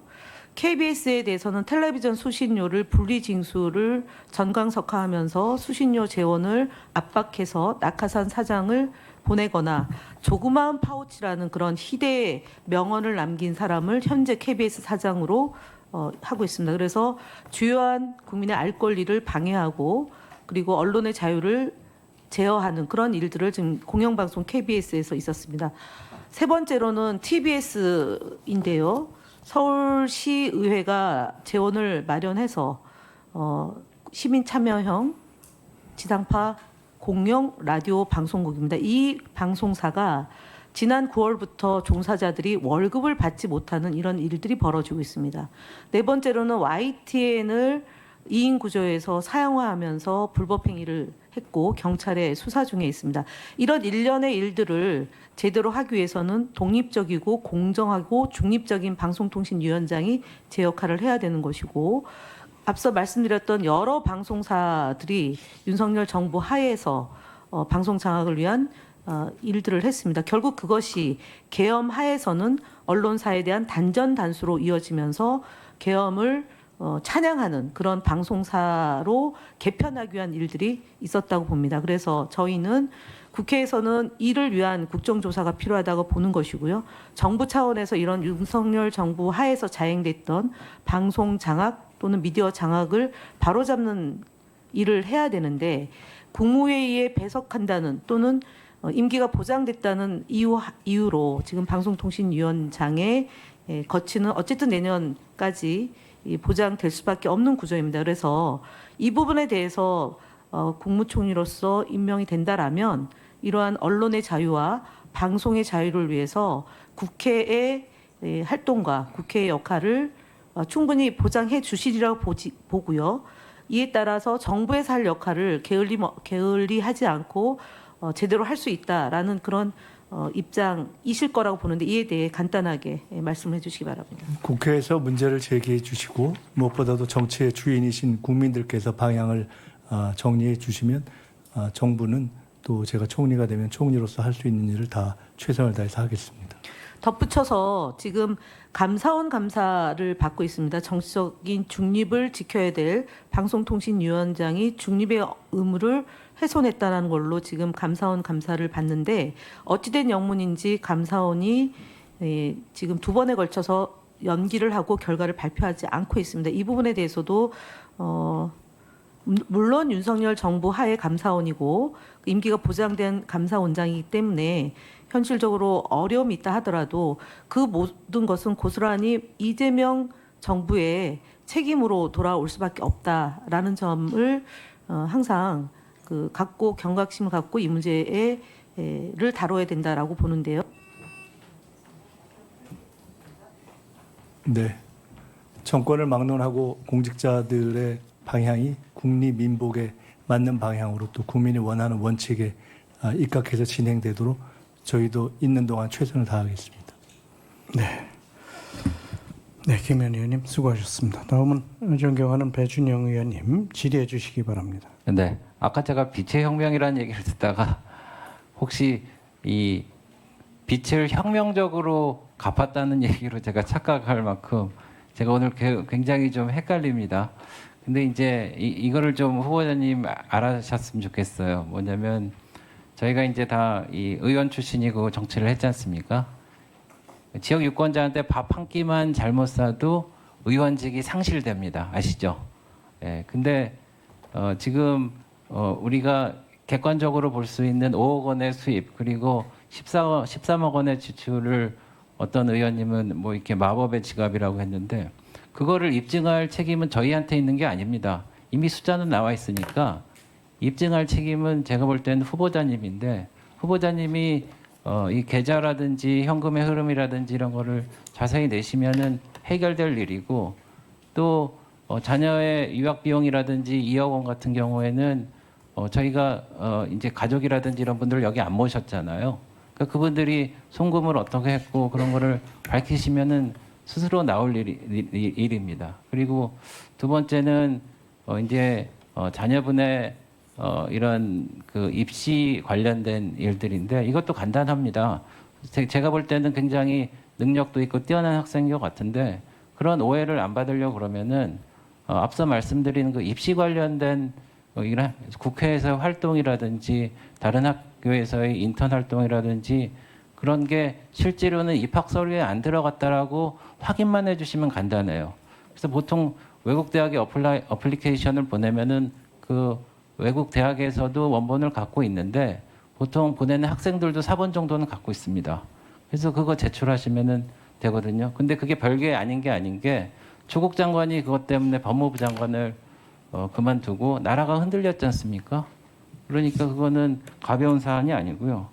그리고 이제 출국 관련해 갖고 좀 이렇게 혼선이 있는데 제가 얼마 전에 그 중앙선거관리위원회 위원 이제 출입국 관리 10년간 후보자 및 배우자 직계 좀비석에 출입국 기록했는데 여기 그 출국 일자, 행성국, 목적, 입국 일자, 그 좀비석 이런 거 다 상세하게 내셨어요. 이렇게 내시면은 이제 오해를 안 받으시는 겁니다. 제가 방법을 제가 알려드리는 겁니다. 질의를 할 텐데 후보자님, 그 지금 미국 변호사이십니까? 미국 변호사 시험을 봐서 지금 합격했고요. 그러니까 지금 지금 현재 시점에서는 제가 미국 변호사세요? 미국 바에 회비를 계속 안 내고 제가 프랙티스를 안 하고 있기 때문에 아마 현 시점에서 미국 변호사 회원으로는 돼 있을 건데 오늘 현재 회비를 제가 내고 있지는 않습니다. 그러니까 지금 현 시점에서 미국 변호사세요, 아니세요? 정확하게 말씀해 주십시오. 네? 확인해 보겠습니다. 제가 볼 때는 아니신 것 같아요. 왜냐면은 2년에 한 번씩 그걸 갱신하기 위해서 뉴저지주에서는 여러 가지 절차를 하시는데 2년 걸쳐서 이제 계속 그거 해오셨어요? 안 하셨죠? 하기도 하고 놓칠 때도 있었습니다. 그러면 내일까지 보고해 주십시오. 지금 미국 변호사인지 아닌지. 아니 왜냐면 좀 혼선이 있는 것 같아서 그거는 명확하게 하고 가는 게 나을 것 같아서 말씀을 드렸습니다. 후보자께서 며칠 전에 SNS에서 어떤 분이 쓴 글을 공유했는데 95년 하버드 대학에 공부하러 온 김민석을 만났다. 맨하탄의 매서운 눈 폭풍이 몰아치는 한겨울에 유니온 신학교에서 김민웅 목사와 셋이서 만났다. 후보자의 형님도 미국에서 학위를 받으셨더라고요. 맞죠? 네, 그렇습니다. 네. 그런데 이 후보자의 형님이 촛불 행동의 상임 대표입니다. 그리고 6월 7일에 이런 글을 SNS에 올리셨어요. 대한민국의 주권을 훼손하고 주권자인 국민을 우롱하는 미국의 계속되는 내정 간섭을 강력히 규탄한다. 주권 국가에 대한 주제 넘은 간섭을 거리낌 없이 이어가는 미국은 정상 국가라 할 수 없다. 근데 이제 후보자님이 지난번에 미국에서 변호사 학위도 받으시고 하버드도 나오셔고 그래서 미국 출신, 미국에 가까우셔서 뭐 적대적이진 않다 그러는데 꼭 그런 것 같지는 않습니다. 그래서 그 형님 하신 말씀에 대해서는 뭐 이따 좀 말씀을 해주시고요. 그리고 아까 우리 존경하는 이종배 위원장님도 말씀하셨다시피 미국 문화원을 점검했다는 이유로 이제 형사처벌을 받으셨는데 글쎄 이제 광주 사태를 죄송합니다. 정정하겠습니다. 광주 민주화 운동 됐어요? 네. 광주 알았어요. 네. 잠깐만요. 광주 민주화 운동에 대해서 전 세계에 알릴 수 있는 기회라고 그렇게 말씀을 하셨잖아요. 근데 그거는 제가 뭐 이해를 합니다. 광주 민주화 운동이 평가받을 만하고 뭐 저도 호남 동행 국회의원입니다. 예, 그래서 하는데 근데 그런 불법 행위를 저지른 거에 대해서는 사과를 한 적이 없으세요. 그래서 그거에 대해서는 그 사과를 하셔야 되지 않을까 이렇게 생각하는데 이거는 우리 미국과의 관계도 있고 하여튼 외교 관계를 이제 전체적으로 총괄하실 거니까 사과하실지 안 하실지 한번 밝혀주시기 바랍니다. 그리고 제가 그 마지막으로 제가 질의를 하는데 익스콘 벤처 타워라고 거기 거주하지는 않으시고 그냥 우편을 받느라고 주소지만 놨다고 하셨잖아요, 그죠? 네. 근데 이제 전체 기록을 안 내셨는데 간헐적으로 낸 기록에 보면은 우리나라에 거주하셨더라고요. 우리나라에 거주하시면서 출국하고 이제 입국하고 보니까 우리나라에 사시면서 그러니까 그 오피스텔에 거주하시는 기간에 우리나라에 사신 게 틀림없어요. 왜냐하면 출입국 기록을 보니까 외국에 그렇게 오래 안 나가셨더라고요. 그러면은 제가 볼 때는 그때 가족들도 상당 기간 뭐 4살짜리 또 뭐 이제 초등 중학생께 살았던데 실제로 사신 곳이 명확하지 않은데 그거에 대해서도 좀 밝혀주셨으면 좋겠습니다. 네. 이상입니다. 말씀드릴까요? 네. 간단하게 말씀드리겠습니다. 일관되게 나타나는 의원님들의 질의 가운데 하나가 6억을 쌓아놨다는 표현과 13억을 전제로 하시는 말씀이 계속 틀렸기 때문에 그 부분에 대해서는 질문을 해주실 때 듣는 분들을 고려해서 조금 이렇게 유념해 주시면 좋겠다는 말씀도 저도 한 말씀 드리겠습니다. 제 아이의 인턴 관련한 부분에 대해서는 일단 독립인격으로서 제가 저의 일을 위해서 강권할 수는 없는 그렇기 때문에 헌법과 법률에 기초해서만 저도 하는 것입니다. 헌법과 법률에 기초해서 그리고 과거 총리 후보자들 특히나 국민의힘 계열에서 배출했던 총리 후보자들의 예에 준해서 했다는 말씀을 드리고요.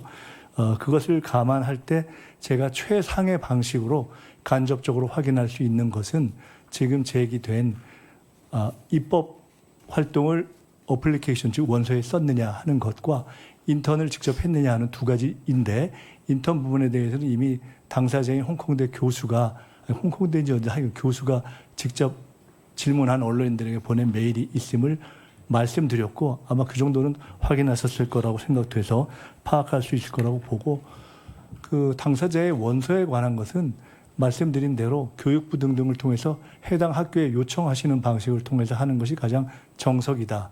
제가 당사자에게 당사자의 여러 가지 이유가 담겨 있는 어떤 원서를 제가 작성해 주지도 않았는데 명확하게 그 원서에 입법 활동이 쓰이지 않았다는 건 제가 확실하게 자신 있게 말씀드릴 수 있는데 그를 넘어서 그 원서를 내놓고 공개해라라고 말할 권리는 제게는 없다. 그것은 적절한 다른 방식으로 입증할 수 있는 노력을 해주시면 어떤가 하는 생각을 말씀드리고요.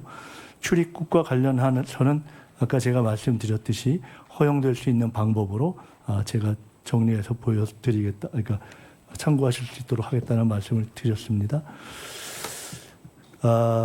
광주 사태와 광주 민주화 운동 문제가 적어도 자연스러운 그냥 표현으로서가 아니라 그때그때 이렇게 할게라는 표현으로 제기되는 것은 굉장히 듣기에는 사실은 조금 불편합니다. 그 미문화원 점거와 관련해서는 아까도 말씀드렸듯이 일단 사실관계에 있어서 제가 미문화원에 들어가지는 않았습니다. 미문화원에 들어갔던 학생들의 최소한 인권 내지는 먹을 것 또는 물이 제공되는 것이 좋겠다라는 정도를 교섭하고 그 당시에 그 교섭에 중재를 했던 분이 현재 국민의힘에 속해 있는 인요한 의원이 그때 젊은 시절에 오셔서 그렇게 노력을 하셨었고 그리고 그때 저는 밖에서 광주 그 서울 미문화원 사건이 제기한 광주 민주화 운동의 정당성 문제에 대해서 그 미국 문화원 정부를 통해 알리는 것에 동의한다라는 입장을 표현했고 그것 때문에 그 사건에 들어갔던 분들과 함께 구속됐었기 때문에 그에 대해서 제가 이 시점에서 따로 사과할 이유를 잘 찾지 못하겠습니다. 제가 미국에 대해서 가지고 있는 입장에 대해서는 저의 많은 미국 지인들이 개인적 관계 또는 제가 지금까지 보여왔던 미국에 대한 정책, 예를 들어 97년 IMF 비대위 당시에 제가 대변인으로서 아마 거의 전무후무할 텐데 대한민국 국회의원 가운데 유일하게 아마도 제 기억으로는 미 상공회의에서 암참의 명예회원으로서 미국의 투자 기업들의 규제 개혁을 지원했던 적이 있습니다. 리포트도 만들고 그래서 그런 등등 미국의 지인들이 잘 알고 있습니다. 그래서 그에 대해서는 따로 저희 입장을 밝힐 필요를 느끼지 못합니다. 저희 형님에 대해서 말씀하셨는데 대한민국의 대부분의 가정에서 부모 간에 부부 간에 또는 부자 간에 또 각각의 정치적 판단과 입장 이런 것들은 다 자율로 진행되고 있는 상황에서 제가 그에 대해서 굳이 뭘 논평해야 되는가 알지 못하겠고 저희 형님이 하신 말씀을 가지고 저의 대미 관에 대해서 추정하시는 것은 조금 과한 것 같다 이렇게 말씀드리겠습니다. 되셨어요? 네. 우리 배준영 의원님 수고하셨고요. 저도 그냥 간단히 안보와 관련해서 네. 좀 여쭤보겠습니다. 이란이 이스라엘 이번에 미사일로 공격해서 이스라엘이 자랑하는 그 오중 방공망이 이번에 뚫렸잖아요. 그래서 다수의 사상자가 발생한 걸 알고 계시죠? 네, 그렇습니다. 북한은 그동안 핵미사일을 계속 고도화시켰고 또 러시아의 도움으로 인해서 더욱더 발전되고 있는 그런 상황인 것도 잘 알고 계시죠, 그죠? 우리가 가지고 있는 방공망이 KAMD인데 지금 우리 방공망이 좀 튼튼하다고 생각하시는지. 북한은 더군다나 이 러시아의 도움으로 더 개발했고 이번엔 또 우크라이나 전쟁에 참여해서 드론에 대해서도 상당한 지식을 가지고 있다 생각되는데 이런 걸 감안해서 우리 KAMD 상황이 어떤지 앞으로 어떻게 보강해야 되는지 그에 대해서 좀 의견을 말씀해 주시기 바랍니다. 엄밀한 의미에서 제가 국방위원회에 속해 있는 수준을 넘어서는 국방 전문가는 아니지만 개인적으로 우연히도 제가 무기 문제에 대해서 관심을 오래 가지고 이렇게 좀 봐온 사람입니다. 그리고 미국을 포함해서 그런 국방 문제에 대해서 비교적 관심을 좀 오래 갖고 공부를 해온 편인데요. 엄밀한 의미에서 어떤 나라도 더구나 현대전에서 방어를 완벽하게 할 수 있다라고 이야기하는 것은 사실은 이론적으로 기술적으로 쉽지 않다 하는 것을 존경하는 위원장님께서도 아마 생각하시고 여쭤보신 것 같습니다. 우리 한국의 MD 문제도 그런 점에 있어서는 당연히 개선돼야 할 점들이 많이 있고 더구나 북핵이 사실상 고도화되고 이미 존재하는 것이 아닌가.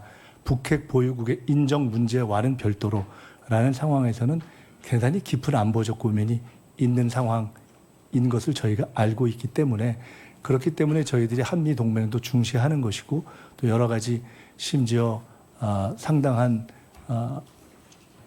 목소리로 뭔가 독자적인 핵에 대한 문제까지도 제기하는 분들이 있다 하는 것을 이해하고 있습니다. 그래서 그런 문제에 대해서 충분히 이해하고 바라보고 고민하고 있다. 개인적으로는 그 정도까지 말씀드리겠습니다. 네. 그런 무기 체계에 관심 많으시다고 그러시니까 다행으로 생각하는데 우리는 방공망 중에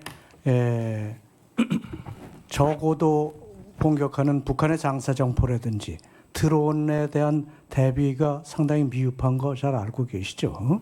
지금 아직 이 저고도에 대해서는 LAMD가 아직 저 구축 중에 있고 일부는 뭐 됐기도 했지만 그런 것도 알고 계시지 않습니까?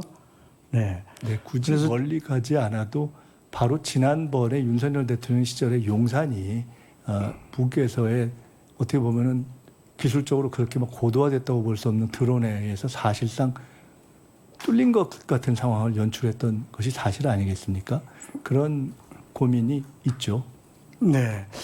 그런데 우리 후보자께서는 2016년도에 사드 배치할 때 사드에 대해서 반대를 하셨고 또 사드에 대해서 더불어민주당 그때 더불어민주당인가 반대 당론을 채택해야 된다고까지 발언을 하셨는데 이 사드가 고고도 방어 체계인 거 잘 알고 계시잖아요.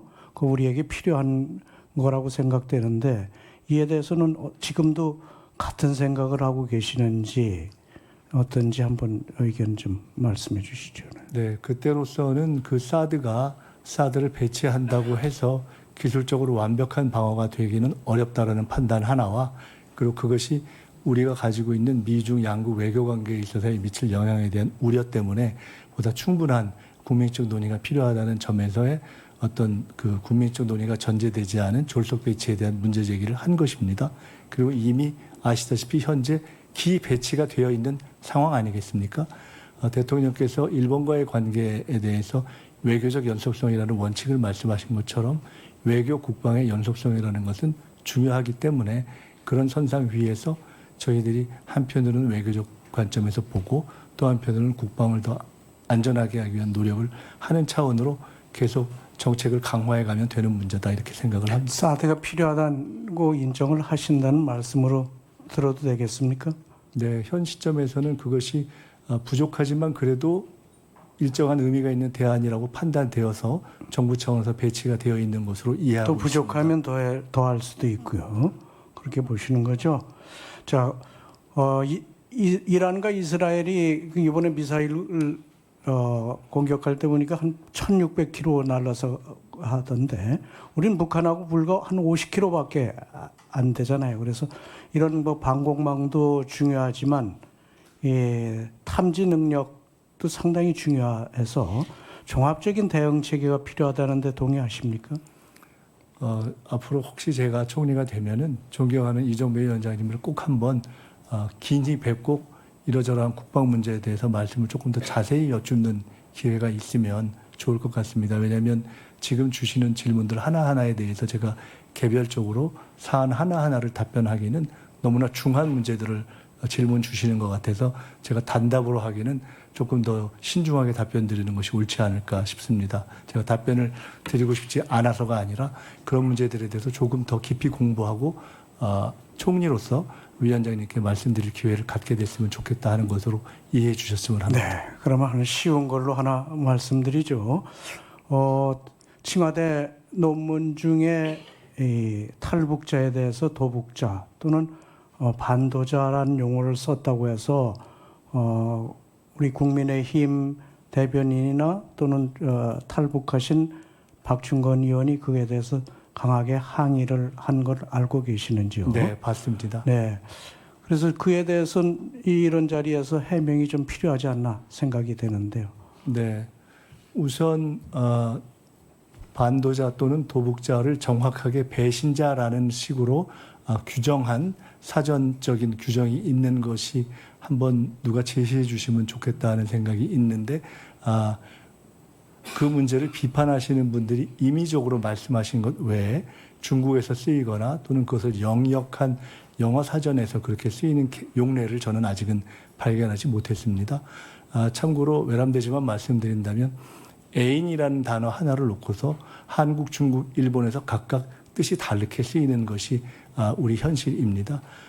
반도자, 도북자 문제는 영어로는 디펙터, 그야말로 중립적인 그곳에서 벗어난 사람이라는 뜻으로 쓴 것이고 저는 적어도 그런 뜻을 가지고 썼다. 더 중요하게 말씀드리고 싶은 것은 저는 개인적으로 그 중국 칭화대학에서 쓴 논문을 굉장히 자부심을 가지고 있습니다. 왜냐하면 통상 중국의 이 탈북민들을 송환하는 것에 대해서 중국이 잘못한다라는 비판만 하지 대안을 제시 못하는 경우가 많은데 한편으로는 중국은 그것은 자신들의 국제적 난민 조약에 어긋나지 않았다라고 이야기해 왔고 일정하게 그것이 일리가 있는 면도 있기 때문에 한편으로는 국제법적으로 그것이 일리가 있지만 더 나아가면 국제법의 실현에 있어서 반드시 송환 과정에서 그분들의 의사를 묻는 것이 옳은데 중국이 그것을 하지 않고 있지 않느냐라는 문제 제기를 한 논문이고 제가 알기로는 국내에서 탈북민들의 보호 문제를 제기하시는 분들도